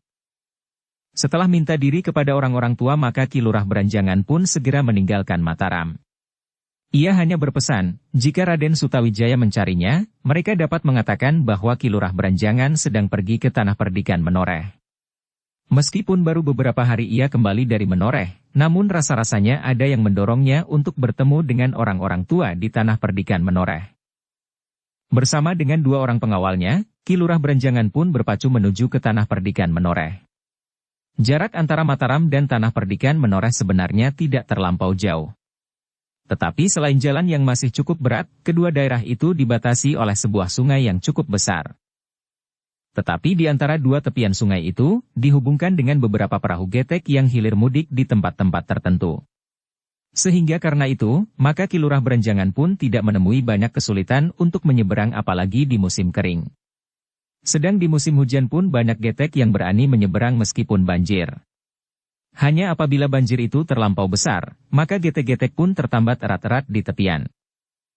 Ketika kemudian Raden Sutawijaya mengetahui bahwa Ki Lurah Beranjangan pergi ke Menoreh, rasa-rasanya ia ingin pergi menyusulnya. Tetapi Raden Sutawijaya masih dicegah oleh perasaan tanggung jawabnya atas tanah Mataram, justru karena ayahandanya tidak ada. Karena itu, maka yang dapat dilakukan oleh Raden Sutawijaya hanyalah dengan gelisah mondar-mandir di dalam biliknya, kemudian di ruang dalam dan kadang-kadang ia pergi juga ke pendapa. Kedatangan Ki Lurah Beranjangan di Tanah Perdikan Menoreh benar-benar mengejutkan. Para pengawal yang nganglang di sepanjang perbatasan menerima dengan heran. Baru saja Ki Lurah Beranjangan bersama pasukan Mataram meninggalkan Tanah Perdikan Menoreh. Kemudian kini Ki Lurah Beranjangan datang lagi hanya dengan dikawal oleh dua orang. Mungkin ada yang penting, desis salah seorang pengawal. Pasukan pengawal Mataram tergesa-gesa kembali ke Mataram karena ada utusan yang sudah menunggu sejak Raden Sutawijaya belum kembali dari peperangan itu. Dan kini ada utusan yang dengan tergesa-gesa pergi ke Menoreh, sahut kawannya. Mereka menghubungkan kedatangan Ki Lurah Beranjangan dengan kepergian Raden Sutawijaya dengan tergesa-gesa meninggalkan Menoreh. Namun demikian, mereka tidak berani meyakini apa yang sebenarnya telah terjadi. Diantar oleh beberapa orang pengawal, maka Ki Lurah Beranjangan pun langsung pergi ke induk Tanah Perdikan meskipun hari telah menjadi malam. Di dalam kegelapan mereka menyusuri bulak yang panjang di antara tanah persawahan. Tetapi para pengawal yang mengantarkannya sama sekali tidak berani menanyakan kepada Ki Lurah Beranjangan, apakah kepentingannya datang ke Tanah Perdikan Menoreh. Kedatangan Ki Lurah Beranjangan di halaman rumah Ki Gede Menoreh telah mengejutkan seisi rumah itu pula. Tanpa memberikan kabar lebih dahulu, tiba-tiba saja Ki Lurah Beranjangan telah berada kembali di Tanah Perdikan Menoreh. Namun kedatangan Ki Lurah Beranjangan ke Tanah Perdikan Menoreh agaknya memang suatu kebetulan yang baik baginya. Meskipun hari telah malam, namun orang-orang tua di rumah itu masih duduk di pendapa sambil bercakap-cakap. Mereka melingkari hidangan yang masih berserakan. Beberapa mangkuk minuman dan beberapa potong makanan masih tersedia di hadapan mereka. Ketika kedatangan Ki Lurah Beranjangan itu diberitahukan kepada Ki Argapati, maka dengan tergesa-gesa Ki Argapati pun segera menyongsongnya, diiringi oleh beberapa tamunya yang sedang berada di pendapa itu pula. Kedatangan Ki Lurah mengejutkan kami, berkata Ki Argapati. Marilah, silahkan naik ke pendapa. Ki Lurah tersenyum. Setelah menyerahkan kudanya, maka Ki Lurah dan kedua pengawalnya pun segera naik ke pendapa. Setelah Ki Argapati menanyakan keselamatan tamunya dan perjalanannya yang cukup panjang itu, maka ia pun kemudian bertanya. Ki Lurah, kedatangan Ki Lurah mendebarkan jantung kami, justru karena Ki Lurah baru saja kembali ke Mataram dari tanah ini. Apakah ada sesuatu yang penting, atau yang tertinggal di sini atau persoalan-persoalan yang lain? Ki Lurah Beranjangan mencoba tersenyum sambil menjawab. Tidak Ki Argapati. Tidak ada persoalan apapun yang penting yang harus aku sampaikan kepada Ki Argapati. Kedatanganku kemari sekedar didorong oleh kepepatan hati menghadapi persoalan yang sedang berkembang di Mataram. Persoalan apa Ki Lurah? Sebenarnya tidak menyangkut Tanah Perdikan Menoreh. Karena itu, supaya kalian tidak terganggu karenanya, silahkan meneruskan pembicaraan jika ada pembicaraan yang penting. Aku akan menyampaikannya nanti jika pembicaraan Ki Gede dan para tamu sudah selesai. Ah, desis Ki Gede sambil berkisar. Tidak ada persoalan yang penting di sini. Kami sedang berbicara tentang hari depan anak-anak muda. Di sini duduk Ki Demang Sangkal Putung. Aku sedang berbicara tentang anaknya. Oh, Ki Lurah Banjangan mengangguk-anggukan kepalanya. Sejenak ditatapnya wajah-wajah yang ada di pendapa itu. Wajah orang-orang tua yang sedang membicarakan hari depan anak-anak mereka. Ki Lurah Berenjangan memang pernah mendengar bahwa memang ada hubungan antara putra Ki Demang Sangkal Putung itu dengan anak Ki Argapati. Karena itu, maka sambil tersenyum ia pun berkata selanjutnya. Sebaiknya aku tidak memberikan warna yang lain dari suasana yang cerah ini. Silahkan. Setelah Menoreh berhasil menyingkirkan orang-orang yang mungkin akan dapat mengganggu ketentraman dan hubungan baik dengan Mataram, kini Menoreh menghadapi hari-hari yang cerah. Ah! Ki Argapati tersenyum. Demikianlah agaknya. Sebenarnya kedatangan Ki Demang Sangkal Putung bersama Kiai Gringsing dan Ki Sumangkar adalah untuk membicarakan hubungan yang sudah lama terjalin antara putra Ki Demang dengan anakku. Tetapi kedatangannya itu terganggu oleh keadaan yang berkembang di tanah perdikan Menoreh ini. Tetapi semuanya sudah lampau. Iya, Ki Lurah. Semuanya sudah lampau. Karena itu, silahkanlah. Jika Ki Gede tidak berkeberatan aku ikut mendengarkannya, maka biarlah aku ikut mendengar. Baru nanti atau besok aku akan menceritakan apa yang terjadi di Mataram.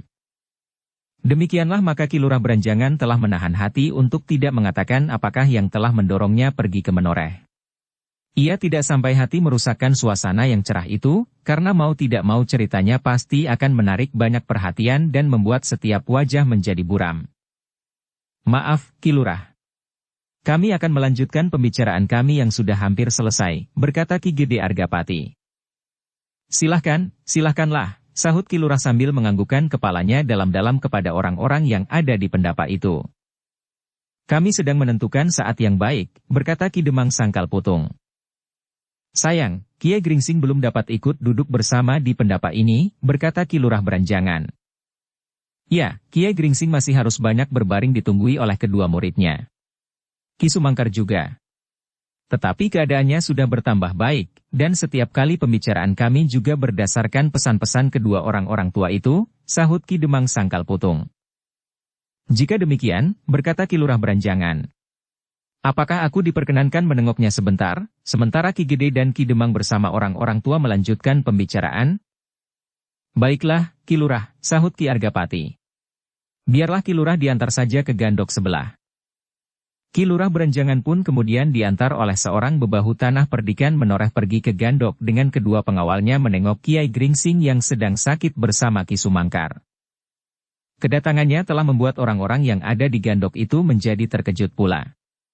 Namun senyum Ki Lurah Beranjangan membuat mereka menjadi agak tenang. Tidak ada yang penting, berkata Ki Lurah Beranjangan. Kiai Gringsing yang masih berbaring di pembaringannya, mempersilahkan Ki Lurah Beranjangan duduk di amban bambu. Sedang Ki Sumangkar sudah dapat menemuinya dan duduk bersamanya. Sebenarnya aku sudah sembuh, berkata Ki Sumangkar. Tetapi untuk duduk berlama-lama, badanku masih kurang baik. Sebaiknya Ki Sumangkar masih harus banyak beristirahat, berkata Ki Lurah Beranjangan. Keadaanku menjadi semakin baik. Dalam pada itu Agung Sedayu dan Swandaru pun kemudian duduk pula bersama mereka. Yang pertama-tama mereka tanyakan adalah keadaan Raden Sutawijaya. Tidak ada apa-apa, berkata Ki Lurah Beranjangan. Hanya ada sedikit kesulitan. Kedua anak-anak muda itu menjadi semakin tertarik untuk mendengar berita tentang Raden Sutawijaya yang kembali dengan tergesa-gesa karena ayahandanya memanggil tanpa dapat ditunda barang sehari dua hari dari tanah perdikan Menoreh. Aku tidak mau mengganggu pembicaraan yang sedang berlangsung di pendapa, berkata Ki Lurah Beranjangan sambil tersenyum kepada Swandaru, sedang anak yang gemuk itu pun menundukkan kepalanya dengan wajah yang kemerah-merahan. Mudah-mudahan semuanya segera berlangsung dengan baik. Semakin cepat memang semakin baik. Hubungan yang terlampau lama banyak sekali bahayanya. Tetapi jika keduanya menyadari diri masing-masing maka semuanya akan berlangsung dengan selamat. Suandaru mengerutkan keningnya. Agung Sedayu pun mencoba mencari arti dari kata-kata Ki Lurah Beranjangan. Hampir di luar sadarnya Agung Sedayu pun menghubungkan kata-kata Ki Lurah itu dengan kabar tentang Sutawijaya, sehingga dengan demikian anak muda itu semakin ingin segera mendengar berita tentang pemimpin Mataram yang masih muda itu. Hati Kiai Gringsing pun agaknya tersentuh juga. Tetapi ia tidak sekedar menyimpan pertanyaan di dadanya. Karena itu maka ia pun kemudian bertanya. Apakah yang telah terjadi di Mataram atau atas Raden Sutawijaya? Ki Lurah Beranjangan menarik nafas dalam-dalam. Katanya. Apakah Kiai pernah mendengar sesuatu tentang Raden Sutawijaya? Utusan yang memanggilnya pulang itu agak menarik perhatianku. Ki Lurah Beranjangan mengangguk-angguk. Katanya. Itu akibat dari hubungan yang tidak disertai kesadaran diri. Agaknya Sutawijaya telah dicengkam oleh nafsu yang tidak terkendali. Memang hanya sesaat. Tetapi akibatnya ternyata sangat parah. Kiai Gringsing memandang Ki Lurah Beranjangan sejenak, kemudian kedua muridnya yang agaknya sangat tertarik kepada cerita Ki Lurah Beranjangan itu. Apakah benar-benar telah terjadi sesuatu yang akibatnya terasa di seluruh Mataram? Bertanya Kiai Gringsing kemudian. Iya, Kiai. Ternyata telah terjadi sesuatu yang mencemaskan seluruh Mataram. Kiai Gringsing termangu-mangu sejenak. Dan Ki Lurah Beranjangan pun berkata selanjutnya. Jika keadaan tidak dapat ditolong lagi dengan kehadiran Ki Gede Pemanahan di Pajang, maka menurut perhitunganku, Mataram akan mengalami guncangan yang dahsyat sekali. Mungkin Mataram masih akan tetap ada, tetapi bukan kelanjutan Mataram yang sekarang. Apakah sebenarnya yang telah terjadi? Bertanya Sumangkar. Ki Lurah Beranjangan tiba-tiba saja tersenyum. Betapa pahitnya aku rasa, lebih baik kita berbicara tentang yang lain. Mungkin tentang Suandaru, atau tentang pembicaraan yang dilakukan oleh Ki Demang dan orang-orang tua di Tanah Perdikan Menoreh di Pendapa, atau tentang yang lain. Besok sajalah aku akan bercerita tentang Raden Sutawijaya, agar nafasku sudah menjadi semakin teratur, dan sudah barang tentu tidak merusak suasana malam ini di Tanah Perdikan Menoreh. Yang mendengarnya menjadi kecewa. Terutama Agung Sedayu dan Suandaru. Namun Kiai Gringsing pun kemudian berkata, baiklah, Ki Lurah. Ki Lurah tentu masih lelah. Sebaiknya Ki Lurah pergi ke Pakiwan membersihkan diri. Tetapi sudah barang tentu kami tidak akan bersabar menunggu sampai besok. Aku kira pembicaraan di Pendapa itu akan sampai lewat tengah malam, karena sebenarnya mereka sudah tidak mempunyai persoalan lagi. Yang mereka lakukan adalah berbicara sambil berkelakar ke sana kemari sambil mengawani orang-orang yang sedang ronda di gardu. Baiklah, Kiai. Aku akan mandi dahulu. Nanti aku akan bercerita. Demikianlah maka Ki Lurah Beranjangan pun segera membersihkan diri, sementara beberapa orang pelayan telah menghidangkan suguhan langsung ke gandok. Minumlah, Ki Lurah. Kiai Gringsing pun mempersilahkannya setelah Ki Lurah dan para pengawalnya membersihkan diri. Kemudian berceritalah. Sebentar lagi Ki Lurah tentu akan dipersilahkan naik ke Pendapa untuk makan bersama. Aku kira Ki Argapati masih belum menjamu makan tamu-tamunya, orang-orang tua yang dibawanya berbicara tentang saat-saat perkawinan Suandaru itu. Ki Lurah Beranjangan pun kemudian meneguk air panas dari dalam mangkuknya. Terasa tubuhnya menjadi segar kembali setelah menempuh perjalanan yang meskipun tidak begitu jauh tetapi cukup melelahkan. Kiai, berkata Ki Lurah Beranjangan kemudian. Yang terjadi memang bukanlah yang kita harapkan. Kiai Gringsing dan Ki Sumangkar mendengarkannya dengan saksama. Apalagi Agung Sedayu dan Suandaru. Ki Lurah Beranjangan pun kemudian menceritakan apa yang diketahuinya tentang Raden Sutawijaya dan seluruh persoalannya dengan gadis Kalinyamat itu. Jadi Raden Sutawijaya tetap tidak mau menghadap, bertanya Kiai Gringsing. Ya. Raden Sutawijaya tidak mau menghadap Ayahanda Sultan dengan alasannya sendiri, sahut Ki Lurah Beranjangan. Kiai Gringsing menarik nafas dalam-dalam. Ki Gede Pemanahan yang kemudian pergi menghadap sendiri. Ki Lurah Beranjangan melanjutkannya. Memang di luar dugaan, berkata Kiai Gringsing kemudian. Adalah sewajarnya jika Ki Gede Pemanahan menjadi sangat kecewa atas putra satu-satunya itu. Putra yang diharapkan akan dapat menyambung namanya. Tetapi alasannya dapat kita mengerti. Suandaru menyela. Harga diri Raden Sutawijaya memang terlampau besar. Sebenarnya ia tidak ingin mengingkari hubungannya dengan gadis itu. Ia berhenti sejenak, lalu. Bukankah begitu, Ki Lurah? Ya. Harga diri seorang anak muda. Namun bagaimanapun juga ia telah membuat ayahandanya menjadi sangat kecewa. Dan Ki Gede Pemanahan itu pergi menghadap sendiri dengan 2 orang pengawalnya, sambung Ki Sumangkar. Suandaru tidak menyahut lagi. Memang terasa betapa pedihnya hati Ki Gede Pemanahan. Namun agaknya Ki Gede juga dapat mengerti alasan Raden Sutawijaya, terbukti bahwa ia tidak memaksa anaknya untuk berangkat ke Pajang. Jika Ki Gede Pemanahan tidak mau mendengar sama sekali alasan Sutawijaya, maka ia tentu akan memaksanya. Mau atau tidak mau. Dalam pada itu Kiai Gringsing mulai merenungi dirinya sendiri. Selama ini ia menghindari sedapat mungkin hubungan langsung dengan Ki Gede Pemanahan. Bukan karena alasan yang terlampau dalam. Tetapi sekedar karena ia merasa saat untuk itu belum datang. Kiai Gringsing sendiri kecewa melihat perkembangan Demak yang beralih ke Pajang. Semula ia memang ingin melihat apa yang dapat dilakukan oleh Mas Karbet yang juga disebut Jaka dari Tingkir, putra Ki Kebo Kenanga itu. Namun akhirnya Pajang tidak menjadi lebih baik dari Demak. Justru Pajang seakan-akan telah berhenti. Ketika ia melihat Raden Sutawijaya, keberanian dan kejantanannya, apalagi ia adalah putra Ki Gede Pemanahan dari Selat, timbullah harapannya bahwa ia akan dapat mengembangkan Pajang. Namun persoalan itu kini harus dihadapinya. Anak muda itu tergelincir ke dalam tindakan yang sangat berbahaya bagi Mataram. Kiai Gringsing mengerti, seperti juga setiap orang yang mengenal Sultan Pajang mengerti, bahwa baginya seorang gadis mempunyai harga yang khusus di dalam hatinya. Mudah-mudahan Ki Gede Pemanahan mendapatkan jalan yang baik untuk melepaskan Mataram dari bencana, berkata Kiai Gringsing seakan-akan kepada diri sendiri. Ki Lurah Banjangan hanya dapat mengangguk-angguk saja sambil menyahut. Mudah-mudahan. Dalam pada itu, di pendapa pembicaraan sudah berjalan semakin jauh. Semua yang harus dibicarakan sudah dibicarakan. Ancar-ancar perkawinan Suandaru pun sudah ditentukan pula meskipun tidak dalam waktu yang terlampau singkat. Saatnya pun segera akan diperhitungkan pula. Kiai Gringsing sendiri kecewa melihat perkembangan Demak yang beralih ke Pajang.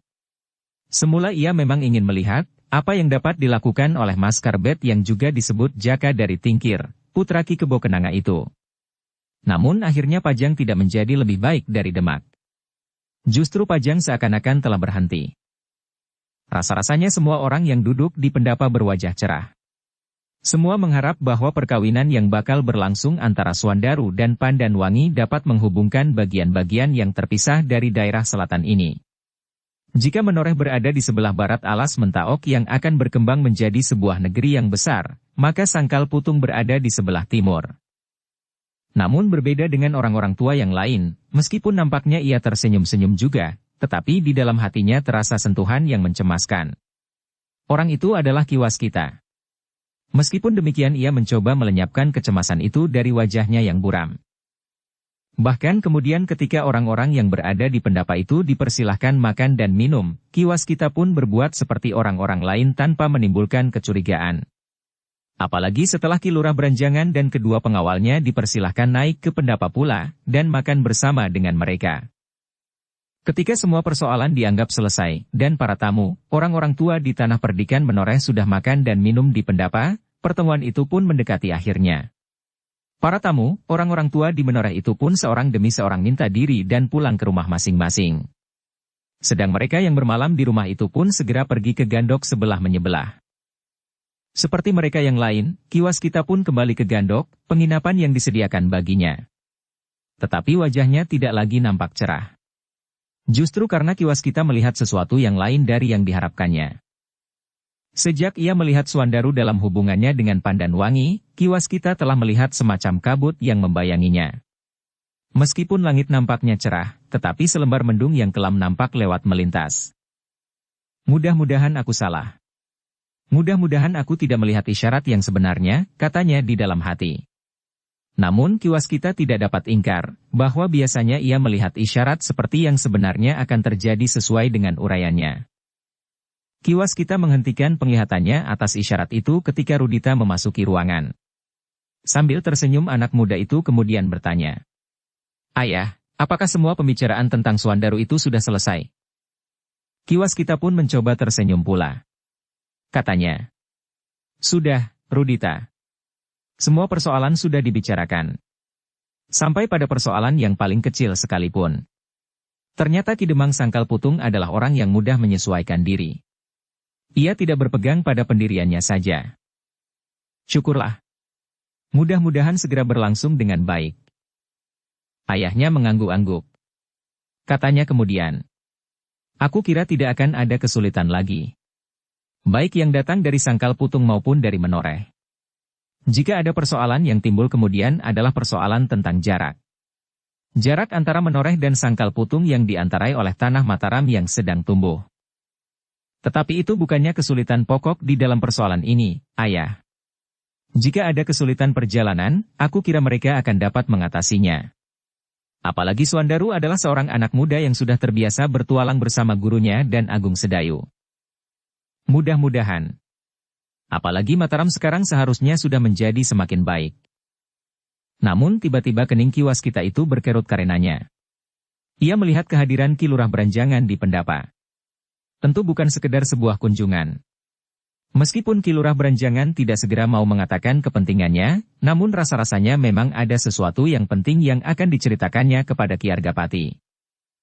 Besok aku akan mendengarnya juga, berkata Kiwas kita di dalam hatinya, lalu. Apakah kehadirannya itu ada hubungannya dengan selembar mendung yang lewat itu? Tetapi Kiwas kita menggeleng lemah. Katanya pula di dalam hatinya. Tentu tidak. Isyarat itu memberitahukan bahwa mendung itu tidak ada di ujung perjalanan Suandaru. Tetapi kelak, setelah semuanya berlangsung dengan selamat. Sekali lagi kecemasan telah mencengkam dada Kiwas kita. Meskipun kedua anak-anak muda yang akan melangsungkan perkawinannya itu bukan anaknya, tetapi rasa-rasanya keduanya sudah terlalu dekat dengan dirinya. Selain Pandan Wangi memang masih ada sangkut paut dalam hubungan keluarga, Suandaru bagi Kiwas kita, yang telah berkumpul beberapa lamanya di Menoreh dan berada di medan yang sama pun mempunyai arti tersendiri. Rudita yang melihat wajah ayahnya telah berubah itu pun menjadi heran. Tentu ada sesuatu yang telah dilihatnya di dalam isyarat. Sesuatu yang kurang menggembirakan. Tetapi Rudita tidak mau bertanya jika ayahnya tidak dengan kehendaknya sendiri memberitahukan kepadanya. Tanpa mengucapkan sepatah kata pun Rudita duduk di sebelah ayahnya yang masih tepekur. Namun hatinya telah dirambati pula oleh kecemasan tentang masa depan Suandaru. Kiwas kita yang kemudian berpaling memandang anaknya itu pun berkata, Rudita, bagaimana pendapatmu tentang Suandaru? Rudita yang telah dibentak oleh pengalamannya yang sangat pahit itu, kini menjadi jauh lebih masak dari Rudita beberapa saat yang lalu. Seakan-akan di dalam waktu yang dekat, perkembangan jiwanya telah meloncat jauh meningkat. Ia tidak lagi dikejar oleh perasaannya yang tidak dikendalikan sama sekali oleh nalar. Demikian juga sikapnya terhadap Pandan Wangi. Meskipun ia tetap menganggap bahwa Pandan Wangi adalah seorang gadis yang paling cantik yang pernah dijumpainya, tetapi ia tidak lagi menaruh harapan membabi buta kepadanya, justru karena kini pertimbangan nalarnya mulai mengekangnya, sehingga ia menyadari bahwa gadis itu adalah bakal istri Suandaru, anak muda dari Sangkal Putung. Rudita, desak ayahnya. Bukankah kau mengenal Suandaru agak baik? Ya, ayah, jawab Rudita. Menurut pengenalanku, Suandaru adalah anak yang baik. Ia berterus terang dan gembira. Kiwas kita mengangguk-anggukan kepalanya. Yang dikatakan oleh Rudita itu sesuai dengan isyarat yang dilihatnya. Namun kemudian ia melihat getaran-getaran yang mendebarkan jantung di perjalanan hidup Suandaru yang terasa melonjak-lonjak tidak menentu. Apa yang sebenarnya akan terjadi, bertanya Kiwas kita kepada diri sendiri, karena ia hanya dapat melihat isyarat dan tidak dapat melihat peristiwa yang terjadi dengan tepat. Jika sekiranya orang lain yang bertanya kepadanya dalam isyarat yang demikian, maka ia akan menjawab. Kau akan mengalami peristiwa yang sangat pahit dan mendebarkan hati. Hubungan-hubungan yang baik dan nampaknya kokoh akan tergoyahkan dan kau akan dilemparkan ke dalam suatu keadaan yang gelap. Tetapi Kiwas kita mencoba mengingkari penglihatannya sendiri justru karena yang dilihat di dalam isyarat itu adalah Suandaru dan Pandan Wangi yang masih ada hubungan keluarga dengan dirinya. Tentu aku telah salah mengurai isyarat itu, desisnya. Atau barangkali keduanya akan menemukan penawar dari kejadian yang tidak dikehendaki itu. Namun kiwas kita telah melupakan bahwa yang dilihatnya adalah yang akan terjadi, bukan penglihatannya lah yang menyebabkan hal itu terjadi. Rudita masih duduk termenung memandang kegelisahan dan kecemasan ayahnya. Tetapi ia tidak menanyakan kepadanya apa yang sedang dipikirkannya, meskipun Rudita dapat meraba bahwa sesuatu yang gelap telah dilihatnya dalam jalur kehidupan Swandaru. Selagi keduanya duduk sambil berdiam diri, maka Nyai Waskita pun dengan wajah yang buram memasuki ruangan itu. Langsung ia duduk di sisi suaminya sambil berkata seakan-akan kepada diri sendiri. Agaknya kita sama sekali tidak menghiraukan nasib anak kita sendiri. Ki Waskita mengangkat wajahnya. Dipandanginya istrinya sejenak, lalu ia pun bertanya. Apa maksudmu, Nyai? Kakang, kau lihat bahwa pembicaraan tentang Pandanwangi itu sudah selesai. Ya. Bukankah aku ikut duduk di pendapa ketika pembicaraan itu berlangsung dihadiri oleh orang-orang tua di Tanah Perdikan Menoreh dan Ki Demang Sangkal Putung? Bagaimana pendapatmu tentang perkawinan itu? Kedua anak-anak itu sudah setuju. Orang tua mereka pun sependapat. Biarlah perkawinan itu berlangsung. Kau tidak pernah memikirkan anakmu sendiri. Maksudmu dengan Rudita? Mereka berada pula di Menoreh. Istrinya mengangguk. Bagaimana dengan Rudita? Mereka berada pula di Menoreh. Istrinya memandang Rudita sejenak. Dan agaknya anak muda itu pun menjadi heran mendengar kata-kata ibunya. Kakang. Rudita pun sudah meningkat menjadi dewasa. Ia sudah mengatakan bahwa Pandanwangi adalah gadis yang cantik, dan satu-satunya yang pernah menyentuh hatinya. Kenapa kau tidak berbuat sesuatu agar Pandanwangi itu memalingkan niatnya untuk kawin dengan Swandaru dan memilih anakmu? Ah! Ruditalah yang menyahut. Ibu. Aku memang tertarik kepada Pandanwangi. Tetapi sudah barang tentu tidak sampai sejauh itu. Biarlah perkawinan itu berlangsung dan biarlah keduanya mendapatkan kebahagiaannya. Kau memang sudah berubah Rudita. Kau sekarang menjadi ragu-ragu dan kehilangan kepercayaan kepada diri sendiri. Kau keliru, Nyai, sahut Ki Waskita.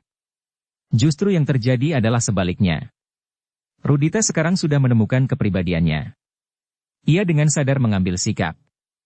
Tidak seperti yang pernah terjadi. Rudita seolah-olah tidak mempunyai kekang sama sekali atas dirinya sendiri. Dan hal itu sama sekali bukan karena ia percaya kepada diri sendiri. Tetapi ia tidak memiliki kesadaran tentang dirinya. Ah! Kau selalu menyalahkan anakmu. Lihatlah Rudita sekarang. Aku menjadi iba. Ia tidak berani mengambil keputusan karena setiap keputusan yang diambilnya dengan jujur dan kepercayaan kepada diri sendiri itu selalu kau tentang dan kau anggap tidak baik. Ki Waskita menarik nafas dalam-dalam. Biasanya ia tidak suka berbantah dengan istrinya tetapi kali ini ia ingin memberikan penjelasan lebih banyak lagi, sehingga karena itu katanya. Nyai. Kadang-kadang seseorang cepat tertarik kepada sesuatu sebelum ia sempat berpikir. Agaknya demikian pula dengan Rudita. Tetapi setelah ia mendapat waktu untuk merenungi dirinya sendiri, barulah ia sadar bahwa ia telah salah langkah. Ia berhenti sejenak, lalu. Agaknya demikianlah yang terjadi atas Rudita kini. Tentu tidak. Ia melangkah surut karena sikap ayahnya. Ayahnya tidak pernah memberikan dorongan apapun kepadanya. Ki Waskita menjadi termangu-mangu.